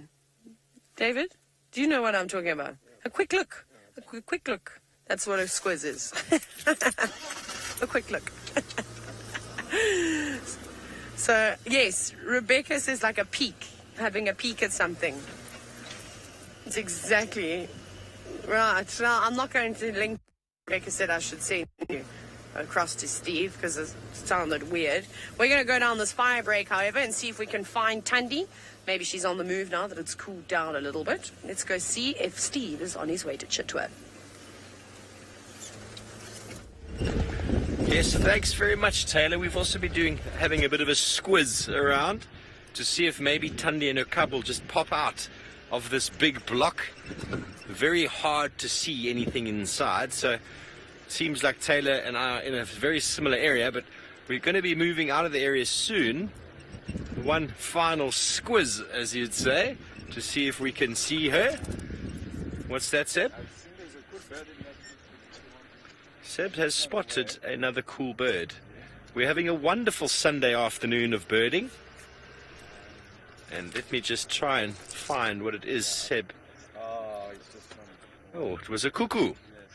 It looked like either a Jacobin or Llewellyn's cuckoo. I didn't see the colors very well. The Llewellyn's got black lines on the white chest, and the Jacobin just has the white chest. Easy to remember because Llewellyn's has a W for lines, whereas Jacobin doesn't have any lines in it. Easy enough. They're a blackbird, the white chest, the nice crest on the top, quite a long tail, and they will probably be departing soon as the breeding starts to slow down. So not sure Jacobin, but I haven't heard them calling in the last little while, which means that they're probably not laying their eggs in the nests of other birds at the moment anymore. They're just feeding, and their primary source of food, most of the cuckoos that come down here, are caterpillars. I apologize for any of the breakup. We are just going through a little rough patch. I'll just drive a little bit slowly. We're going to be coming out of this area soon, and if there's no sign or further sign of Tundi and cub, then we're going to go and try our hand at Chitwa. And who knows if we will be lucky. Maybe with Tingana, I believe he was seen this morning. I haven't seen that old devil in some time. See him. It's been, when last did I see him? It's been ages, actually. Last time I saw him was on foot, actually, at Fuyetela Dam. Okay, sorry about the signal, folks. We're going to quickly go over to Brent, who I'm sure has got far better signal than we do, and we catch up with you soon. Welcome back. Well, unfortunately, Steve's heading into a gremlin zone. I'm back on the new road, Mandoza Road, that I drove for the first time yesterday. I think it's possible that that Shadulu female might have come this way, you never know. But my plan is to just check through here. It's quite nice driving a new road, and then as it gets a bit cooler, I might head back to see Hokamori. He almost sounds like some Japanese samurai. Hokamori. Senzo's nodding. He's a samurai. There we go. Senzo says he's definitely a samurai. The Hokamori. And it's such a beautiful... Oh, hello, GNU. It's so beautiful at this time of the day. Here you go, lone wildebeest bull. Looking for girlfriends. Of course, the wildebeest rut in the Sabi Sands is about to start quite soon. So that's always fascinating to watch the different males and their different strategies to keeping females within their territory.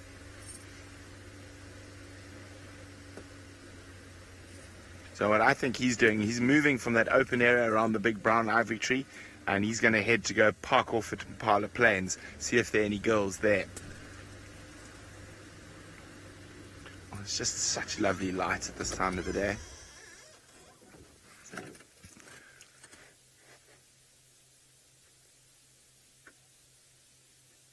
Oh, you might go to Knobthorne Open on Arethusa as well.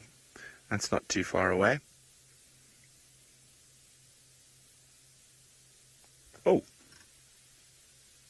What gave you a fright? Something gave him a fright. I don't think it was a leopard. I was always hoping it was a leopard, but he didn't start snorting. It was probably a francolin in the grass. That often happens with quite a few different animals. Yeah, he's carried on in the straight same direction. Okay. No, I can't see anything. Let's just keep moving and have a quick look. You never know. Any tracks here? No tracks.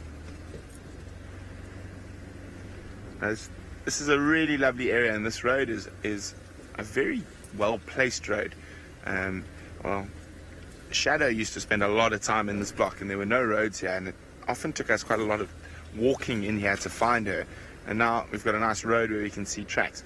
Now, for an update on Shadow, I chatted to some of the Arethusa guys. They think she's actually down in Hofmans near the Maasai Mara boundary. And especially with Hukumuri being in this area, she's going to try avoid this area if not Barbara's still alive. I think that is what she'll be doing, keeping a very low profile. It's going to be interesting to see what the Shadulu female gets up to, whether she's going to try take a chunk of Tundi's territory in the sort of northwestern sections of Djuma. Now, of course, that could change very quickly. So if Tundi loses the cub, she'll move straight back into these areas that Hukumuri's in at the moment. But while Hukumuri's around, she's going to spend a lot more time that way. And that's given the Shadulu female a sort of chance to come scope out this area. So it's actually next to the Cam Ops logging station in the final control. There's a list of names of the leopards, so the cameramen don't spell it wrong. And I was having a quick look at it last night after drive while I was chatting to Nicola, and it was amazing that how many leopards have actually moved on to greener pastures in the last couple of years. So Senzo's just you're gonna see his hand come through in a little bit. He's gonna come wipe his lens. So, well, Mvula we're not 100% sure on, but I mean he's an old man. He's on his way, but out of that list of leopards, there were quite a few on there that have died. It was Salahesh, Karula, and I mean two really long-standing, prominent female leopards in the area. Kwatile. I'm trying to think who else on there. Just looking at that list, Vutomi. Shongile, we can't be 100% sure on, but I would say it's probably highly likely that she got killed, just because of the density of other territorial female leopards in the area. And it really breaks my heart to say that, because she was definitely one of my favorites. So I mean, she would normally have popped up somewhere by now. Someone would have seen her, because in the Kruger Park, to the east of us, is a concession where there are safari lodges as well, and I think by now we would have seen a picture of her somewhere. And the same goes for the Manyeleti. Now, there's dominant female leopards in the Manyeleti, very close to the Sabi Sands border, so it's not a good place for her to go there. And it's very good leopard country, that southern Manyeleti. So there's plenty of females up that side. So it's a bit sad, but it is what it is. I'm trying to think what else. Oh, I can't remember now. But it was quite a shock to me when I realized how many of those leopards were passed on to happy hunting grounds. I'm going to skedaddle past the Gari repeater shortly. Now, this is one of our repeaters that brings you the picture to wherever you might be sitting in the world. And it's a very prominent one. Here we go, and just pop round the corner here and you'll get a nice view of the Gari repeater. There it is. Here we go. So our signal from the vehicle goes to Gary Repeater, then it goes down from that. There we go, there's the antenna. Ooh, White Browed Scrub Robin, such a lovely call. And then it goes down to Vuyatela, or to Final Control, and then from Final Control out to the top of Mariepskop Mountain, I think. I might be wrong. Tech team is welcome to tell me if I'm wrong. And then I don't know where it goes, but it gets to you, and that's what's important. Ah, there we go. Thank you, Conrad. I'm correct. So I actually think, if I remember correctly, I have heard this before. It goes to Dubai next, or London. It's London. It goes to London next.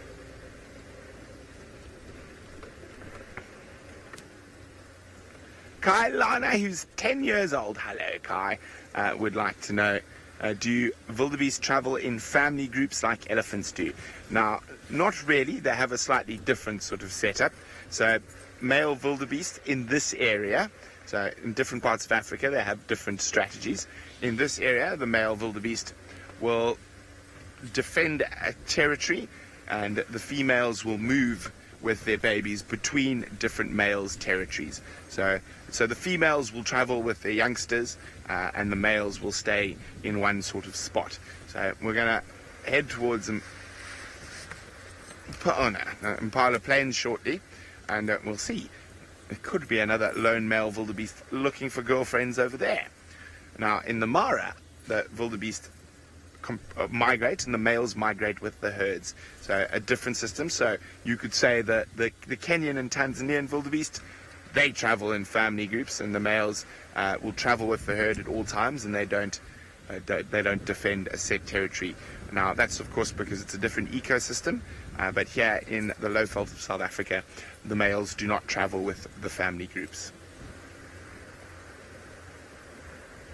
Now, Steve is on a proper birding mission today, so let's see how his search is going. Yes, indeed. Thank you, Brent. Sorry, folks, we've been having some signal issues, so you haven't been able to come to us, and so now we are stationary. Hopefully things will work out, but we have managed to find the bird that we spoke about earlier. Someone asked, what does a go-away bird look like? And here we have two beautiful, beautiful birds. Look at the crest on the head. And notice how they are completely grey, hence the name grey go-away bird. And they are a woodland specialist. We find them all over the lowveld, all over the savannah, and they absolutely love seeds and fruit and small leaves, the new shoots of leaves and buds and even flowers. And they will be here all year round, nesting in quite communal sort of nests on top of trees. Marvellous. I'm so glad we were able to find one.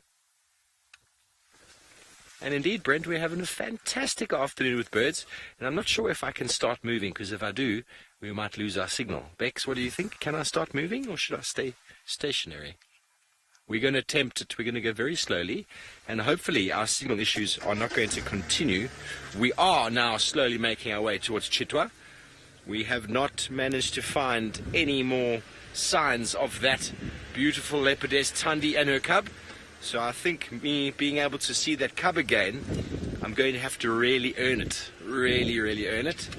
But I'm up for the challenge.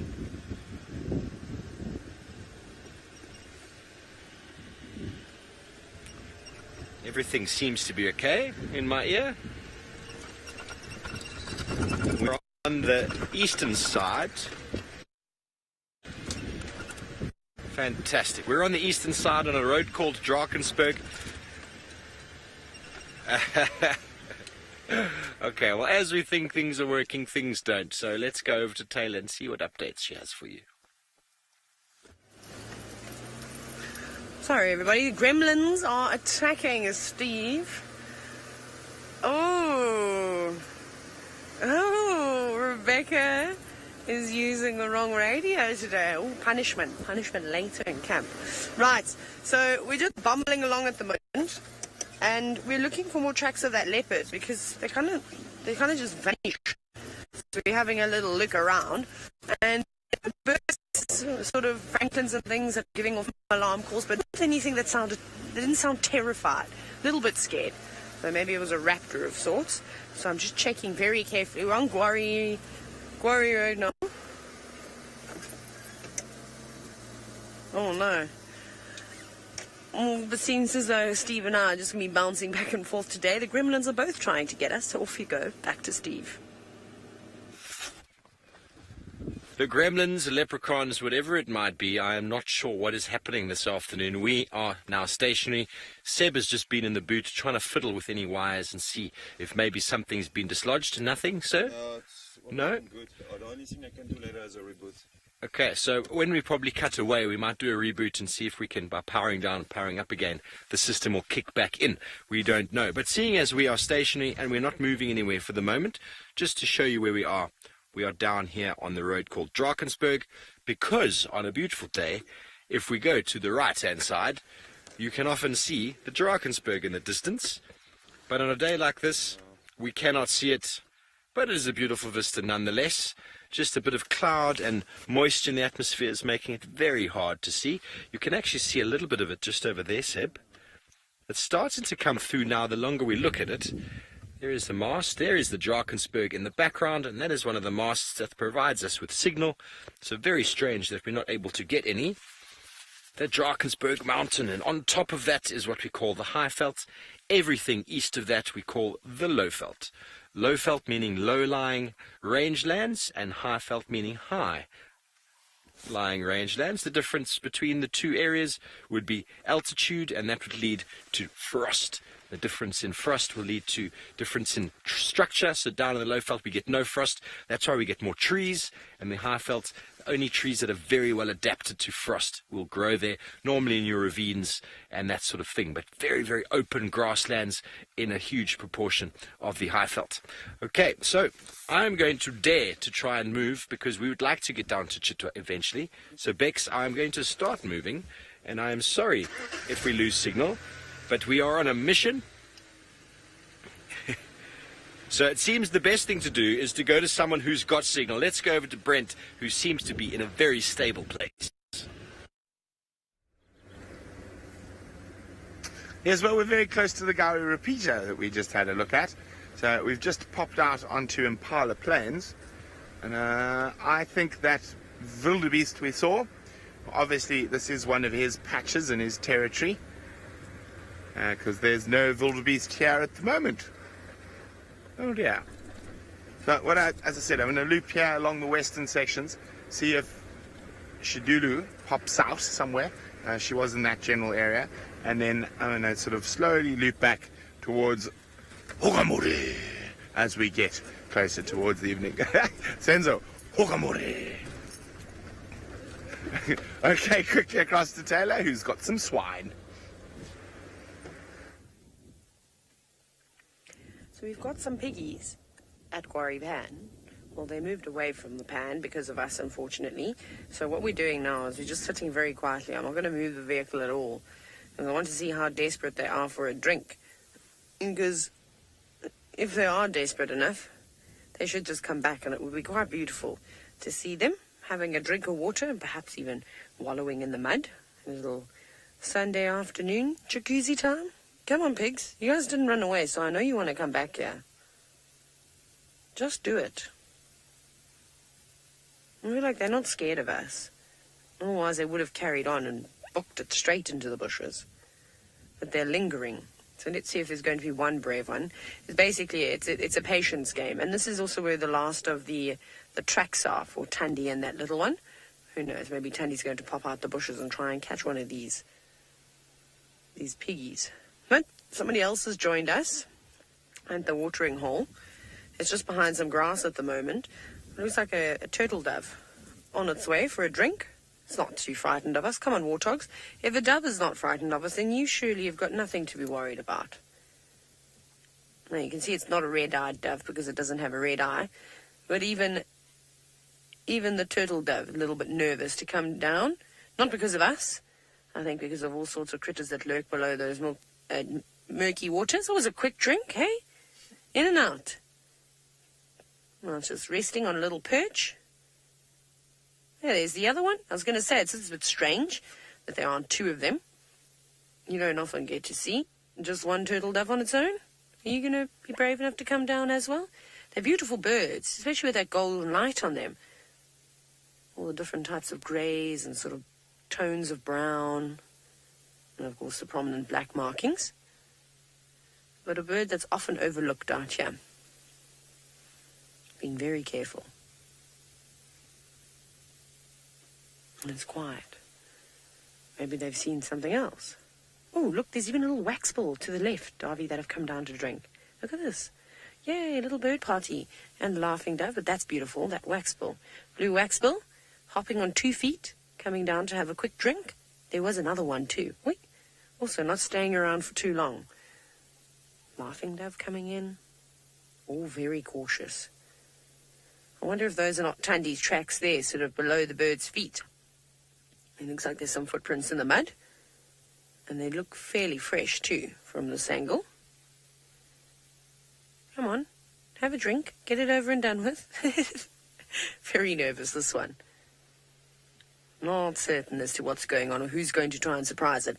And we were talking about this yesterday, as birds and various mammal species are exceptionally vulnerable when they are taking a drink, because they are focusing, of course, on getting as much water in as possible. Our pigs have disappeared, Darby. That didn't work. Okay. Well, it was quite nice to see all sorts of things coming down for a drink. Hi, pigs. We'll let them come back. Now, Clifford, you're wondering if the warthogs can squeal. Yes, very loudly. They squeal. They were making a weird sound just now. We'll try and do it. No, does it sound like that, Darby? A little bit? I don't know how to make it, but it was like a rumble.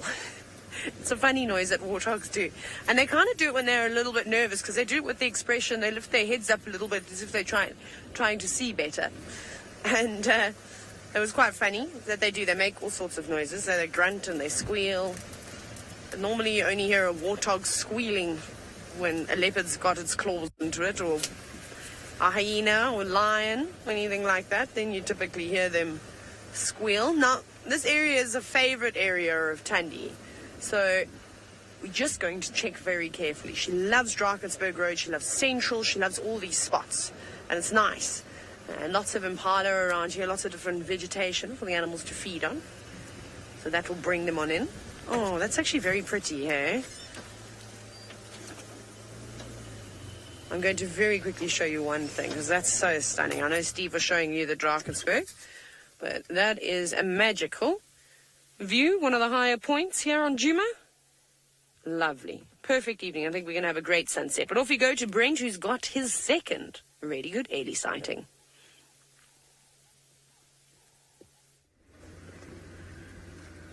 Well, I've spotted an elephant who's got a fang-like tusk, but it's not as big as, or not as pronounced as fang, but she's disappeared. That's not her. There they are. They just were crossing the open area and they're now disappeared into some quite thick guarri thickets, unfortunately. Oh, anyway.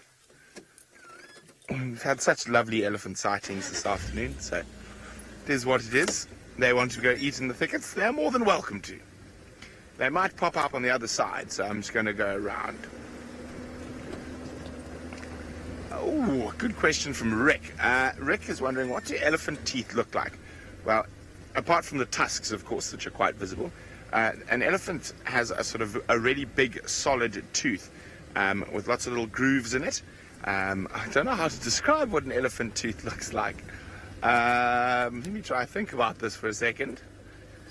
I think, Rick, the best way to figure out what an elephant tooth looks like is Google elephant tooth.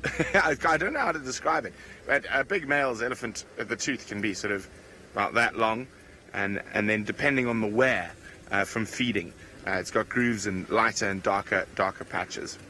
I've actually got some fossilized elephant teeth at home I found in Zululand. Also got a piece of fossilized elephant tusk that I found in the low files. Okay, I got a feeling they're going to pop out here, and the light should be incredible.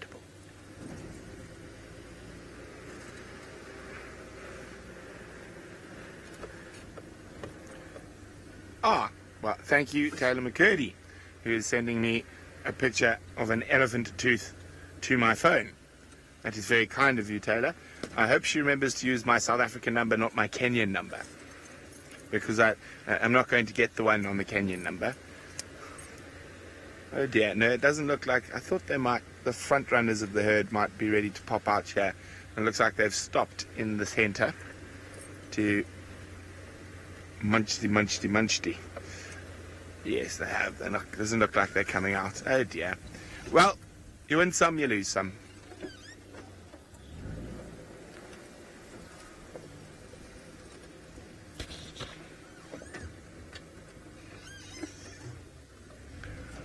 Oh, wonderful. It seems like it's an pachyderm-filled afternoon, so let's go across to Steve, who's got some more wellies. Yeah, thanks very much, Brent. We've got 3 elephant right here next to the car. This youngster's a little bit too old to be suckling, but it seems as if Mum is pregnant, so it's possible that her mammary glands are producing milk again for the new baby that's probably on its way. She's right next to us. If you're quite relaxed, I apologize for the aerial as Seb turns the car. They've been walking straight towards us, and they're just walking past us now. As the fork-tailed drongo is following them, picking up on any insects that the elephants flush from the grass. Isn't that marvelous? We are at Chitwa now, just above the dam currently, and we found ourselves some elephant. How marvelous is that? They are more in the distance we can hear. Seb can apparently see them. I haven't managed to see them, so we're going to come around, go down to the dam, see if we can get another look. I might even just try and get another look at this elephant here.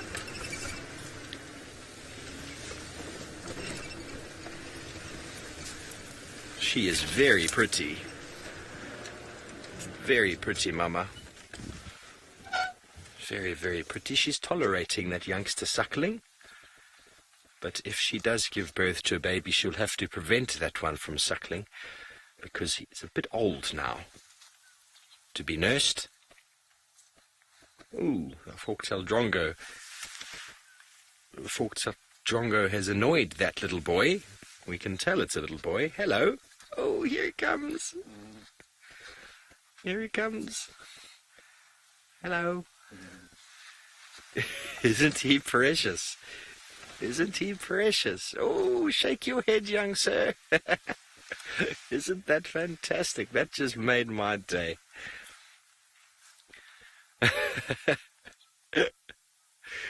And just like that, the naughty little elephant bull retreats back into the vegetation where Mom has gone. Isn't that fantastic? I love elephants.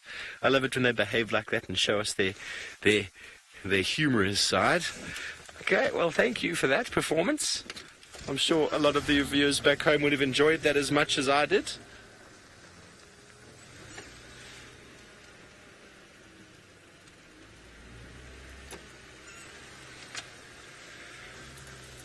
Okay, let's go down to the dam, have a little look at some hippos, see if those elephant, wherever they are in the distance, are going to materialize. What is that over there? Okay, well, we're going to go over to Taylor, who's got a picture. I think she's being a dentist today. Let's go see what she's going to talk about. A dentist? I'm trying to find the picture now. Here's a nice up-close one. We can have a look. I hope my screen's not too dirty. Oh, at least we're not in the sun. Aha! Oh, hang on. You know what we can do, David? Oh, no, never mind. We can't because it's already... I was going to turn the light up, but it's okay.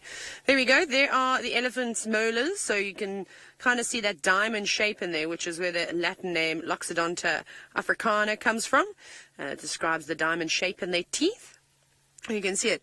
And basically, the older ones are here on this side. So this is where the end of the jaw is, and then this is the back of the jaw on the right-hand side of the phone.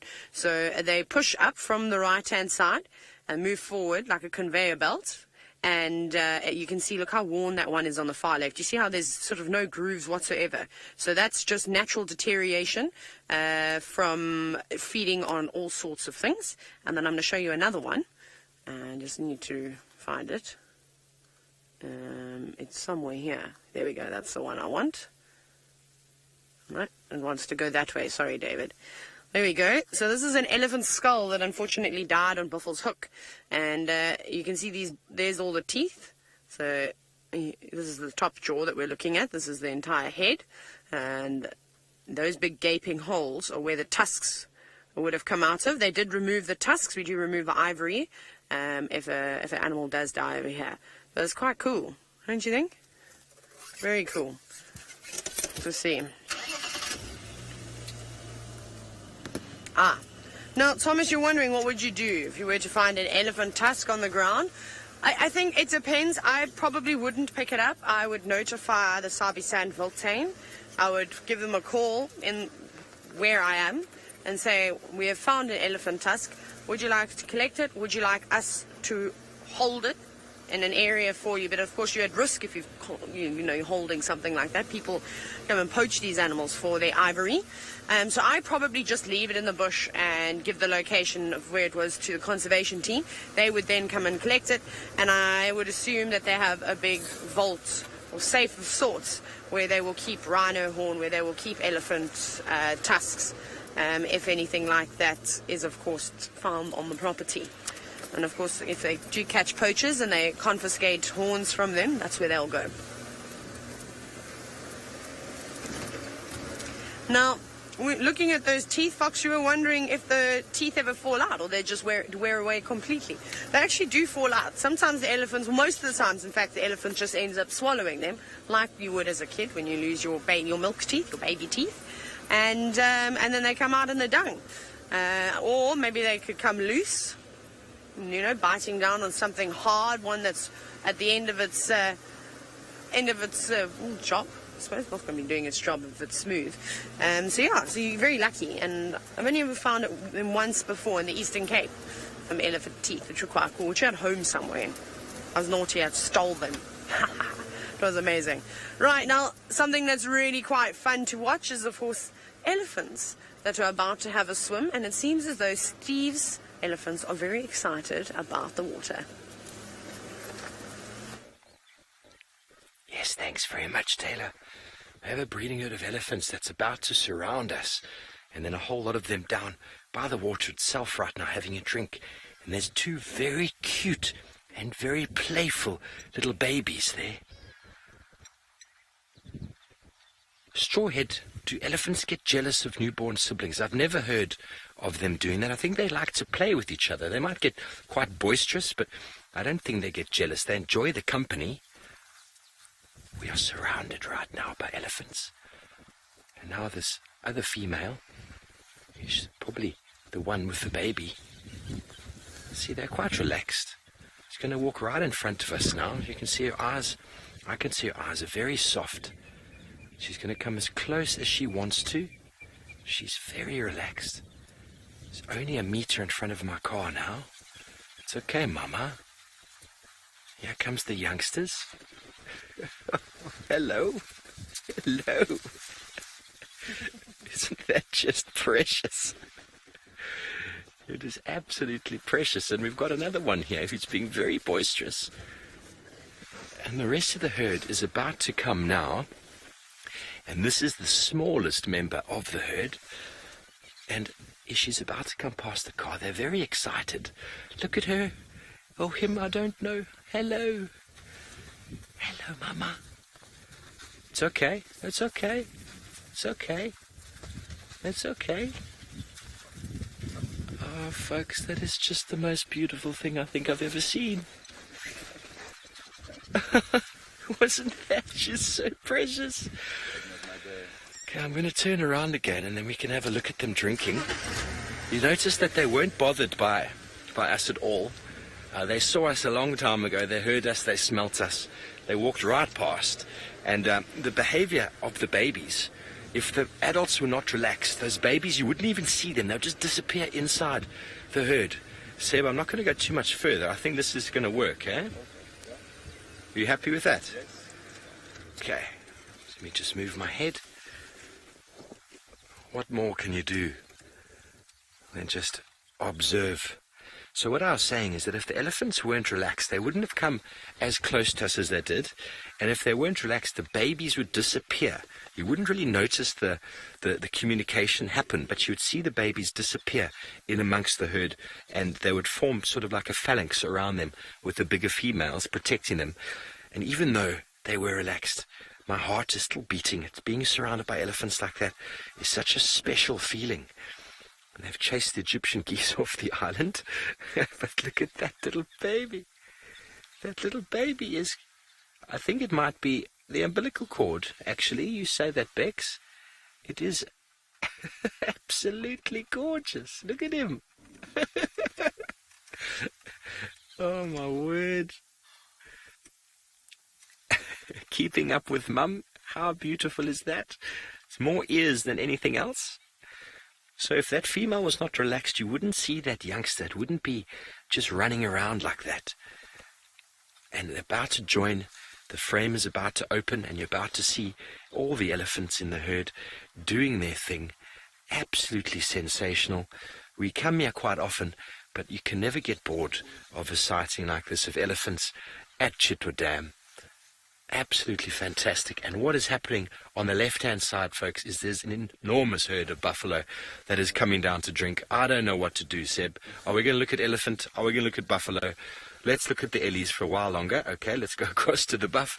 They're emerging down to the water's edge en masse to drink. And this is fantastic. There they come. What would the viewers like to see? Elephants, buffalo, both of them. There's a huge herd of buffalo still coming through the bushes there.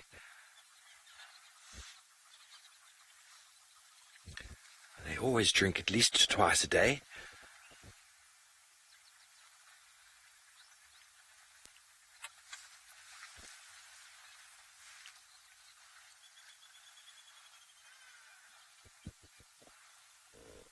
Okay, so I'm going to hold off speaking shortly. We've got the little young elephant on this side. It's busy having a swim just above my head here. Look at that. Hello, little one. Isn't it having so much fun? Oh, this is marvelous. It's just legs everywhere. Everywhere the thing goes, it's just legs.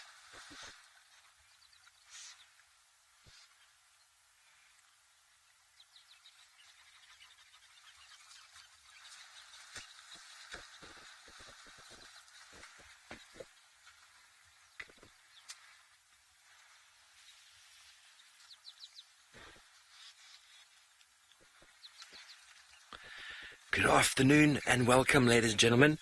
We are at Chitwa Dam with a herd of elephants, a pod of hippos, and an enormous herd of buffalo that is coming down to drink. Please feel free to drop your comments in below. My name is Steve Falconbridge. I'm joined by Seb Rombi on camera. We've come down in the late afternoon to try capture some animals at the water's edge, and we have been very fortunate with not only the small breeding herd and their young baby that is absolutely loving the water. Look at that. Look at the eyes. The eyes are open with the complete excitement. We're coming from Djuma in the Sabi Sands, Chitwa Dam. I have no words, folks. I have no words for this. This is the cutest thing you'll ever see. It's still got its umbilical cord attached. It's following Mum very closely. It has had an absolutely lovely little swim. And the others behind there are also enjoying a bit of a swim. Elephants need to drink a lot of water every day, and they are the only animals I know of that play like this. They come down to the water to swim, to cool themselves, and there's an enormous enjoyment factor behind it. Yes, Michelle, it is a beautiful, beautiful elephant family, and they are drinking and swimming and having an absolute whale of a time. There they go. When you weigh as much as an elephant, being in water makes them quite buoyant. So it's the first time in their life that they can feel the weightlessness of their enormity.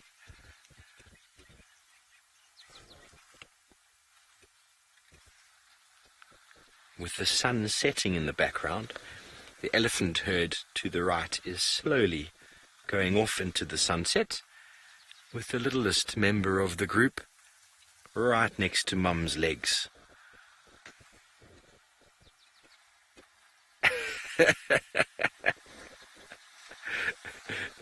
It is just too cute. She'll stay close to Mum for the first most years of her life. She'll stay. All kids learn like to play in water. Indeed, splash around. It is a marvelous time for them. There's nothing more fun than watching elephants. Yes, Maggie, this elephant brings me so much joy too. Before we went live on this broadcast, we had them actually walk right next to the car, and the youngster barged its older sibling out the way, so it didn't come as close to us as it was going to, and was really quite special, as the elephants seemed to have finished their play and finished their drink. They're going to slowly make their way off into the vegetation to continue their seemingly endless feeding. Nice and wet and cool for the afternoon, with a smile on its face. They almost look very chuffed, don't they? Roman, we are coming to you from the Sabi Sands in the Greater Kruger National Park, South Africa. And that youngster is trying to suckle.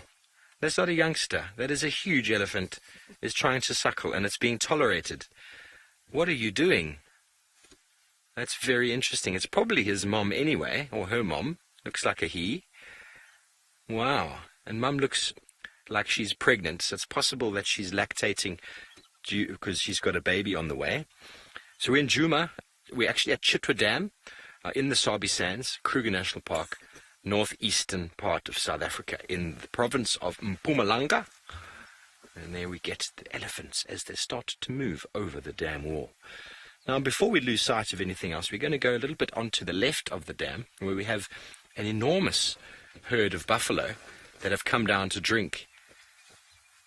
And the buffalo, when they come to drink, they basically drop almost their diaphragm, you could say, and they can take in about 36 liters of water in a couple of minutes. It's an enormous amount of water to take in. And there they are, nice big breeding herd. And they're just having a look at another vehicle. A vehicle has come into the sighting, one of the Chitwa vehicles. They've come to have a look at these beautiful, dangerous animals, one of the big five. And we always seem to have lion prides following the buffalo. So it's a nice animal species to follow. They are very easy to follow because of the mess that they leave behind and the tracks.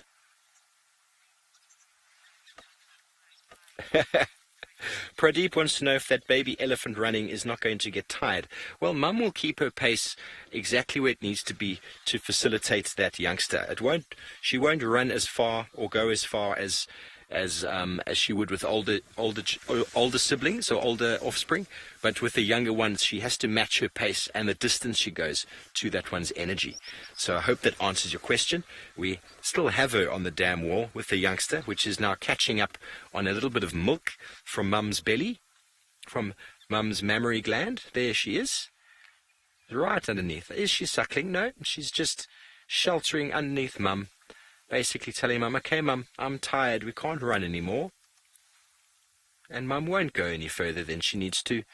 Just gently walk with her until they get to where they need to. The trumpet of the youngster that is trying to climb the hill.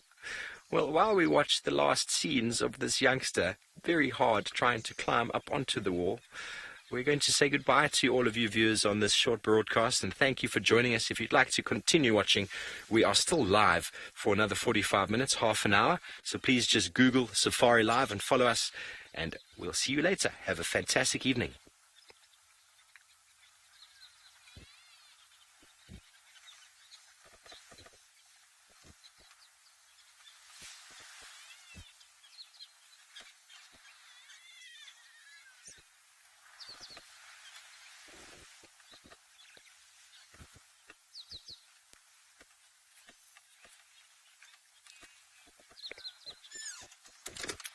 And you're back with us, ladies and gentlemen. I hope you've been enjoying this little scene unfolding in front of us at Chitwa Dam.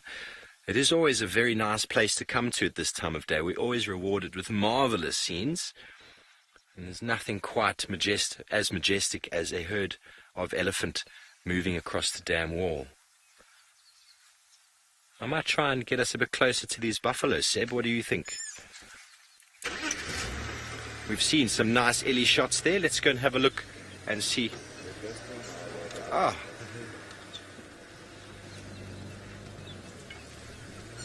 Okay, well, we're going to quickly go over to Brent, who's got some action. Well, there we go. Hukamuri's up in the tree, and there's actually I can see two. There might be a few more hyenas about as well below him. So he's taken up what little remnants of food he had, and he's really just trying to get the last little meat out of the vertebra there. Oh, isn't that beautiful? And you can see the hyenas hoping for him to drop whatever little is left. So someone asked a bit earlier today whether the hyenas were still around or they'd gone away. As I said, they were just sleeping somewhere close by. There's very little food left on there. And what makes hyenas so incredible that they are able to survive off the little scraps. They do hunt a lot for themselves, but their patience is undeniable when it comes to... Oh, here's another hyena. Okay, so now we've got 3 hyenas. There's one coming in from behind us. And we've got this one right under the tree. We've got lots of ticks. Are those ticks or wounds? Just zoom up on the neck there. The wounds. Battle-scarred hyena. Here we go. There's a hyena coming in from behind you. Which side is it going to come? To your right, Sens. Here we go. Another hyena coming in.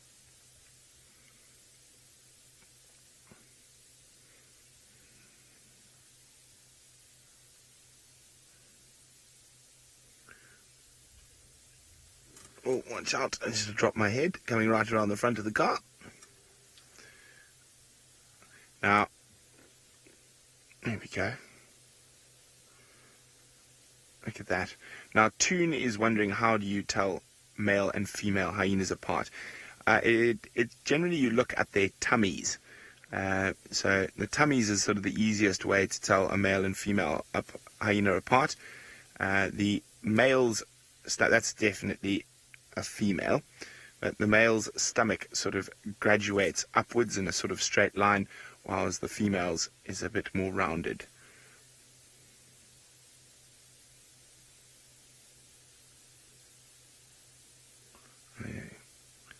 There's a third, there's the third hyena just walking past. Oh, it's disappeared. Let's have a look at Hukamuri up there in the tree again. Oh, quickly across to Steve.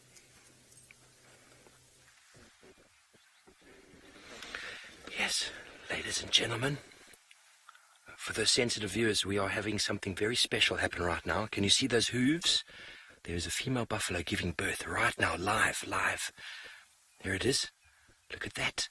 That is the nose and the feet coming through. You can see all the mucus of the placenta coming out. The buffalo herd is standing very vigilant around this female. Unbelievable. I've never ever seen anything like this in my life. Ah, look at those hooves. Sorry that the other buffalo are moving in the way. There's nothing we can do about it.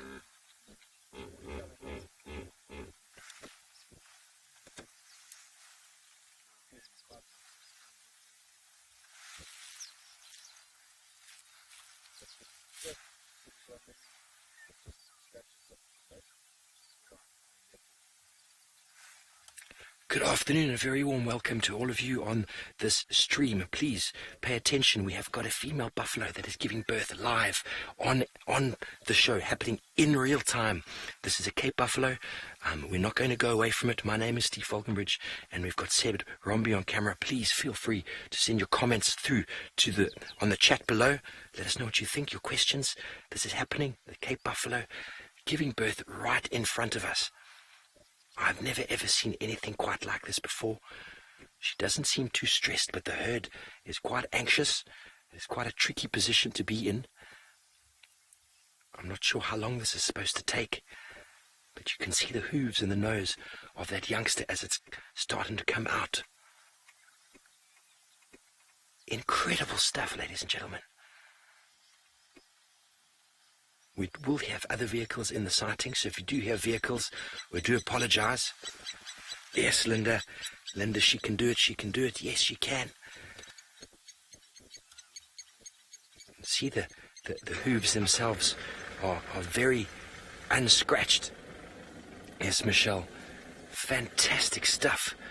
Amazing, Michelle. I'm speechless, I don't really know what to say. Yes, Paulette, those are the front feet of the hooves and the nose. You can see other youngsters jumping around. This one seems to be a little bit late. They generally breed in January, so this one's about 2 months late. I don't know if this is normal that it's taking so long, but you can see how the other buffalo are very interested. They know what's going on. The males are standing around in guard. They know that they can't move off because this female will not be able to follow them for some time. And as I said, we are joined by other vehicles in the sighting, so I do apologize if you do hear the other vehicles. Yes, Grace, this is unbelievable stuff. We are very lucky indeed.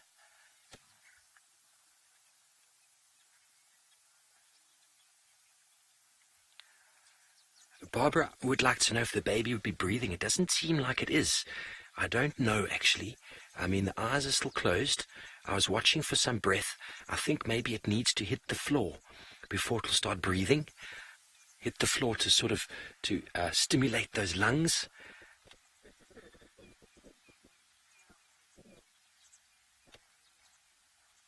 Absolutely incredible. Live, folks, is happening in real time. Sad indeed, this is a first for me. I've never in my life seen an animal give birth. I've seen an elephant at the end of birth, but I actually didn't see the process unfold.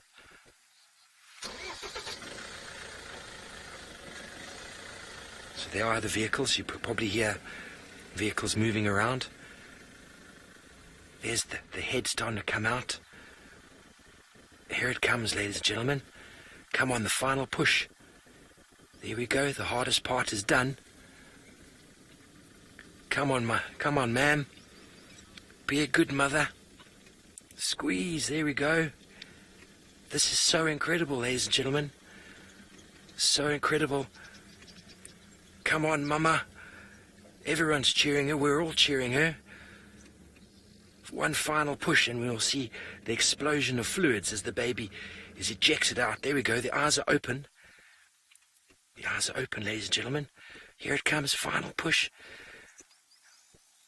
The ears are starting to twitch. Happy birthday, baby buffalo. There we go, ladies and gentlemen. Oh my word, did you see that? And out comes the placenta. Now the female will turn around and lick the baby. She'll lick it, try and get it to stand up. It needs to stand up within minutes after birth so as to be able to follow the herd. This is a very dangerous time for a baby buffalo to be on the ground. Predators will come in. They will pick out the easiest and the quickest to catch. And that's why the buffalo stand around very, very alert. They would be very, very aggressive towards a lion or a leopard that decided to come in here. Just one of the chitwa vehicles coming around. Obviously this is fantastic stuff to see. There we can see one of the bulls standing over. Yes, Tally, it is amazing. They know what's going on. They know that she's giving birth. It's not the first youngster in the herd. There's quite a few of them, but she is a bit late. She's a bit late. There's the herd. They're all standing by. Normally they would have left by now after drinking, make their way out. How fantastic was that? That was live, ladies and gentlemen. Ionisha there, you can see she's busy licking her. She'll lick the baby, get all of that placental juice and fluid off of her. It's also important because the mother will often eat the placenta to get back those nutrients that she's lost during the birth. I know that might sound quite disgusting to most of you back home, But it's part and parcel what happens out here. They do lose a lot of energy in processes like that. And it will benefit her immensely to be able to clean that baby. And the baby, there you can see its head in the bottom left of the picture. Yusuf says it's very fast. Yes, I don't know how long it's supposed to take. But the herd was probably here for about 15 minutes before we came and joined them. So it's possible that that baby's nose and feet were protruding the entire time. Very unsure. One of the other guards was watching when we came and said she's giving birth. Melanie would like to know when will it stand. It'll stand as soon as it can. I reckon between 10 and 15 minutes the youngster will get up on very unsteady legs and it will have to follow the herd as it moves away from the water. And this is probably going to be the hardest few hours of its life, but if it makes it through the night, it will only get better. Jason, you have goosebumps. I think we all have goosebumps. Look at her. What a proud mother she is. Probably not her first offspring. She looks like she's a few years of age, probably in her late teens, even not late teens, but there you can still see the placenta hanging out of her. Unbelievable, ladies and gentlemen. I don't want to go any closer for fear of disturbing them. I'm going to stay right where we are. I know you're all hoping it will stand up soon. I don't know how many minutes. Seb, have you seen this before? Seb thinks this is amazing. He's never seen it before. I don't know how many minutes it will take, but it will stand up in the next little while. Not sure how long, but let's keep watching and see what happens.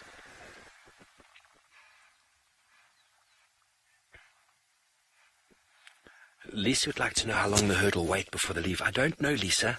It really depends on the status of this female. If this is one of the lead females, the herd will wait until she's ready to move. If this is one of the old sort of females that's got no status anymore, she's not really an important breeding female or a herd matriarch, then the herd will maybe just leave her behind. But, oh, there we go. She's trying to get it to stand up. She's trying to get it to stand up.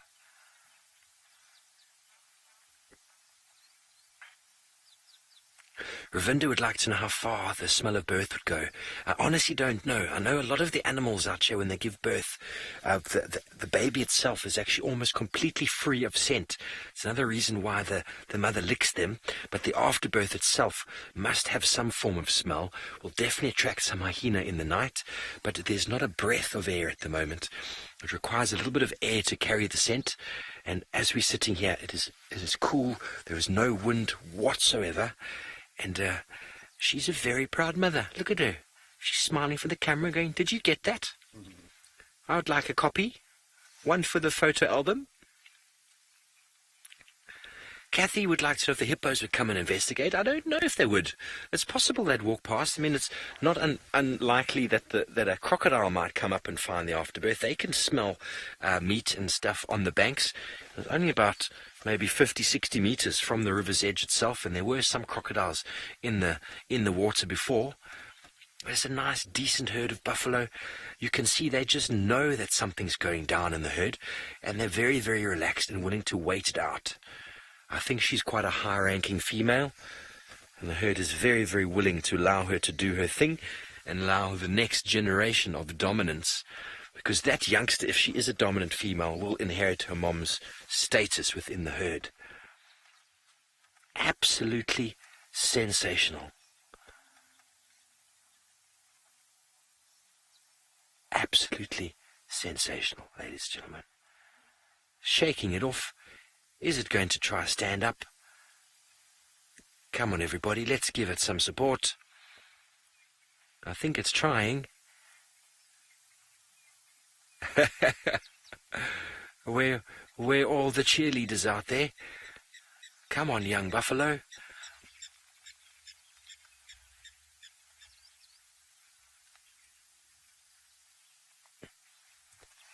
Paula would like to know if there's something wrong with the baby. Would they reject it or attack it? They would probably just leave it behind. If there's something wrong with it, if it can't get up and follow the herd, it will not be able to survive. Mom might stay a day or two. If the youngster's deformed or has something wrong with it, it'll basically stay where it is and will be very quickly taken care of by animals such as lion, hyena, and even leopard. Lynn, we don't know if any predators are directly in the area. We do know that Tingana was seen in Chitra Lodge itself this morning, which is just on the other side of the dam from where we are now. And it's possible that this activity of the buffalo might attract his attention. We are keeping our eyes very firmly on everywhere where we can see, but there are other vehicles in the sighting. I'm sure if they spotted a leopard moving in, they'd be very quick to tell us. But the buffalo would be very quick to tell that Tingana, the male leopard, what to do with himself. They will have absolutely nothing to do with him if he comes anywhere near. Not only is he a threat to that newborn, he is a threat to a number of the other calves within the herd, and their ultimate life is dependent on the big males that are hanging around, just waiting for any form of agnostic behavior from a predator.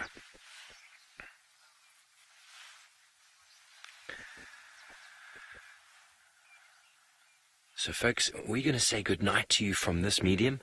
Thank you for joining us. If you'd like to continue watching, please Google Safari Live. We are still on air for another 15 minutes. We're going to stay here, see if this youngster manages to stand. So for all your questions and comments, I thank you. Have a fantastic evening.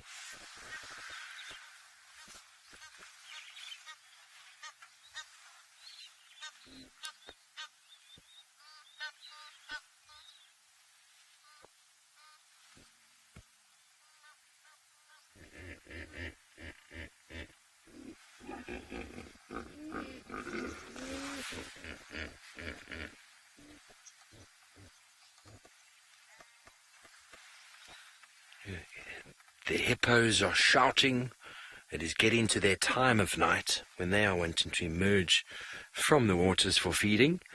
And look at that buffalo. How marvelous is this, ladies and gentlemen? Welcome back to all our regular internet viewers. We're all cheering for this buffalo to stand. I wonder how long it will take. The mother is very, very excited to welcome the new member to the herd. What a beautiful mother she is, and how well she did in that childbirth. Here we go. It's trying with the front legs.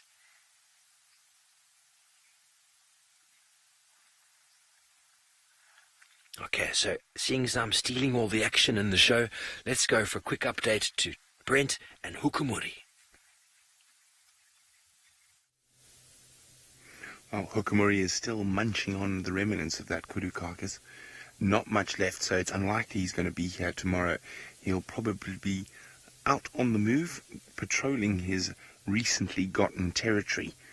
And it'll be interesting to see if him and Tingana eventually ever do come to blows. But incredible to see a live buffalo birth with Steve. That is absolutely amazing. Isn't that exciting?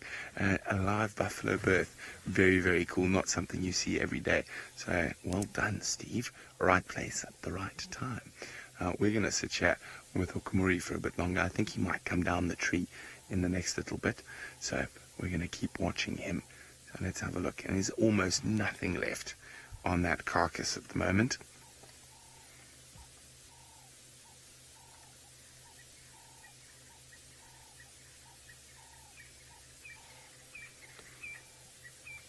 Here we go. He's definitely not... Oops! Where are the hyenas? He's just dropped it. He's going down quickly. The hyenas might come rushing in. Yeah, the hyenas are running in. Oh dear, Hukumuri. That wasn't very clever. Oh, happy hyena. Tail up. Chasing off the leopard. There he goes. He's in front of us. Through there. Okay. He's stopped now. But there we go. Wasn't that exciting? I mean, it didn't look like anything exciting was going to happen here, and Steve had all the action. But the hyenas definitely came in at the right time. As he lost concentration slightly, and dropped that vertebra. Now, I want to make sure we don't lose him, because I have to say, I think he's going to move now. And in this low light, you can lose a leopard in a few seconds. There we go. Let's have a quick look at the hyena munching. Crunch, crunch. Wow, there was almost nothing left, to be honest, so he didn't lose too much. Quickly back across to Steve. This youngster is trying, ladies and gentlemen. Can hear your support from afar. The front legs have tried, the back legs have tried. Now he just needs to get them at the same time. Mum is being very patient and very accommodating to this new addition. She's giving him a proper lick all over. We don't want to go any closer. We don't want to disturb them in any way. Not only has that young buffalo not ever seen a car before, it's never seen grass before, never seen anything before. Now it is surrounded by family. It is a new day for it, even though it is night, coming into night. I don't think it knows quite what is going on. And the temperatures have dropped a little bit, and it's possible that it's a little bit cold because it's so wet. Hello, Aiden, age 6. Here we go. You'd like to know if the baby could hurt its head on the drop to the ground, and it is very possible. But these animals have been breeding like this for many, many, many years. And so if it did influence, then they would change their ways. So what often happens is the fall to the ground, actually, they fall kind of sideways and they land with their legs, because their legs come out the same time as their head. They kind of land on those front legs. That kind of hits the lungs between the front legs, and that almost stimulates them to take a gasp of air. Here we go. Mum's helping it up.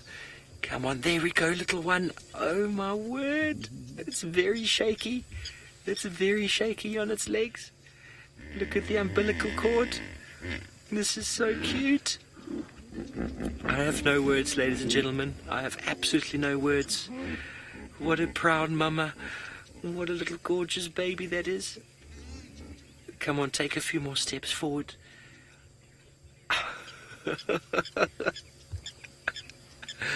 Oh, I absolutely love my job. This is a terrible way to spend the afternoon. Seb said to me when he came out he wants a very interesting drive today, because he hasn't had an interesting drive in a few days. And so I said, don't worry, good vibes, we'll get one. And lo and behold, we had one of the cutest elephant bumps. There he goes. One of the cutest elephant sightings with the young babies. And now we've got a live buffalo birth caught on Safari Live. Isn't that just the most incredible thing? That is, I think, the most incredible thing I've ever seen. The live birth, waiting to get it to stand up. Everyone's sitting on the edge of their seat. We've got leopards and hyenas on the other end of the phone, and yet we want to watch a baby buffalo, don't we? Yes, we do. You don't get to see this every day, folks. In my 10 years in the bush, I've never seen this before. We are very, very lucky. Right time and right place is all it is.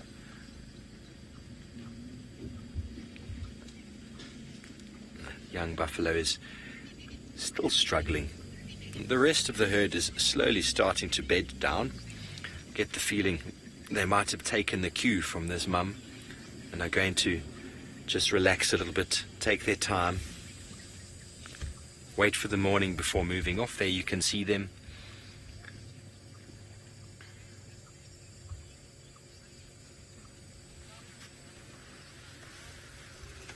Okay, folks, so from us this side, we got the baby. He did stand up. But we're going to go over to Brent, who's got some action. Hukumuri is walking. Let's go see where he's off to. Well, he is. He's just popped out into the road. Unfortunately for us, he's heading in the wrong direction. So, sorry, I've just got a car behind me, so I just need to make sure they can see him as well.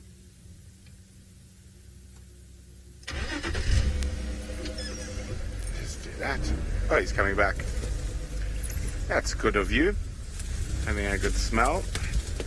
Good scent mark. Maybe we'll get lucky and he'll give us a little call.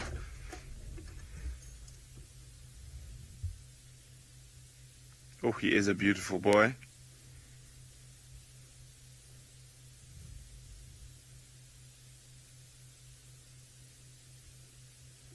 He's definitely setting up shop now. He wouldn't take that much time scent marking and whatnot if he didn't feel comfortable in this area.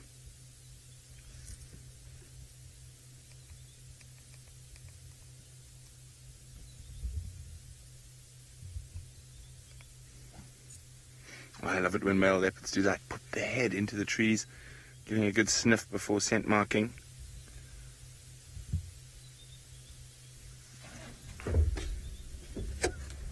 Okay, let's move again. I think he might go for a drink at the pan. He's just gone down to the water, just behind this bush here.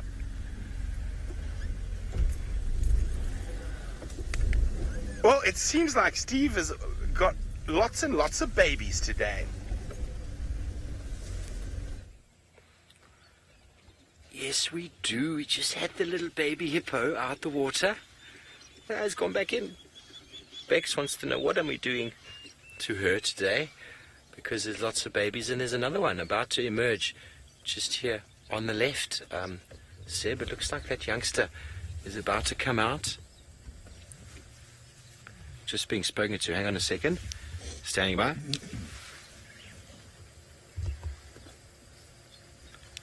Yeah, last I heard he's mobile towards the boundary, but that's all I could hear. But he's scent marking and moving towards Gary. Okay, so that hippo is being shy and he's gone back into the water. Seems like we have been having an amazing afternoon for babies and the like. And how marvelous is that? How marvelous is that? Well, we're going to start carrying on. We're going to head back to camp, because what else could we see on this evening's activity? Thank you, Chitwa, for once again providing Seb and myself with some magical stuff. This is exactly where we came to on my interview drive, and again, it is full of wonders. And from myself and Seb, I think that might be our last little bit. We're going to go over to Taylor, and she's going to say goodnight herself. Well, we've got no good updates for you. No tracks of Shidulu, a young female leopard, coming out of anywhere. So good news means that she's probably around here in the bush somewhere. So we will come back and check first thing tomorrow morning. Have a little look. I'll be on bushwalk though. And that's the plan. We'll see what we can find and try it all again. But anyways, off you go across to Brent. His cat is having another drink. There he was. He had a quick little drink at the pan, and now he's sort of trying to decide which way to go next. I'm hoping he heads sort of northeast, deeper into Djuma, and not south away from Djuma. And we're very, very close to the boundary, no more than about 60 meters. So, as I say, really hoping that he decides to not head south at all.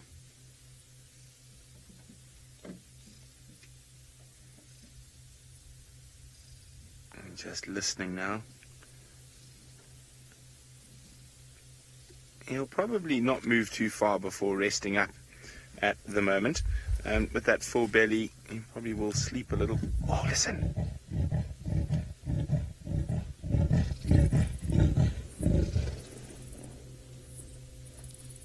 There we go. I was hoping he'd give us a little saw. So, proclaiming territory. And I'm pretty sure if Tingana's at Chitwa, he'll hear that from... He'll definitely hear Hokomori calling. And good news again, he's heading deeper into Djuma. He's not heading towards the boundary anymore. Isn't that exciting? That's very, very good news. Unfortunately, he's just passing behind a vehicle there. I'm just going to see where he's moving, where he's very, very close to the cars. And he's not as relaxed as the other male leopards around the vehicles. So I'm not going to move the car just yet.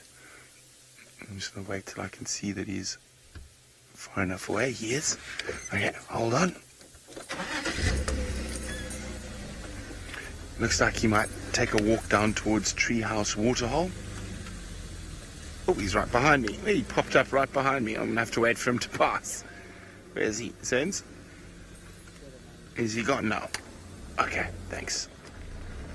Changed his mind, decided to walk right past the car, even while I was moving.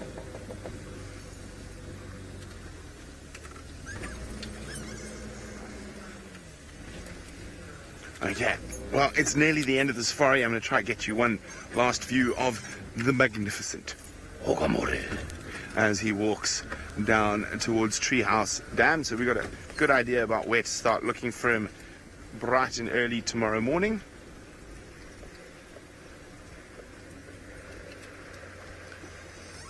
Oh, there he is.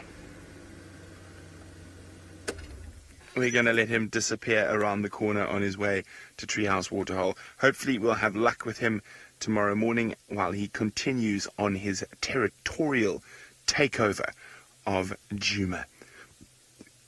So from all of us here at Safari Live, bon nuit and see you in the morning.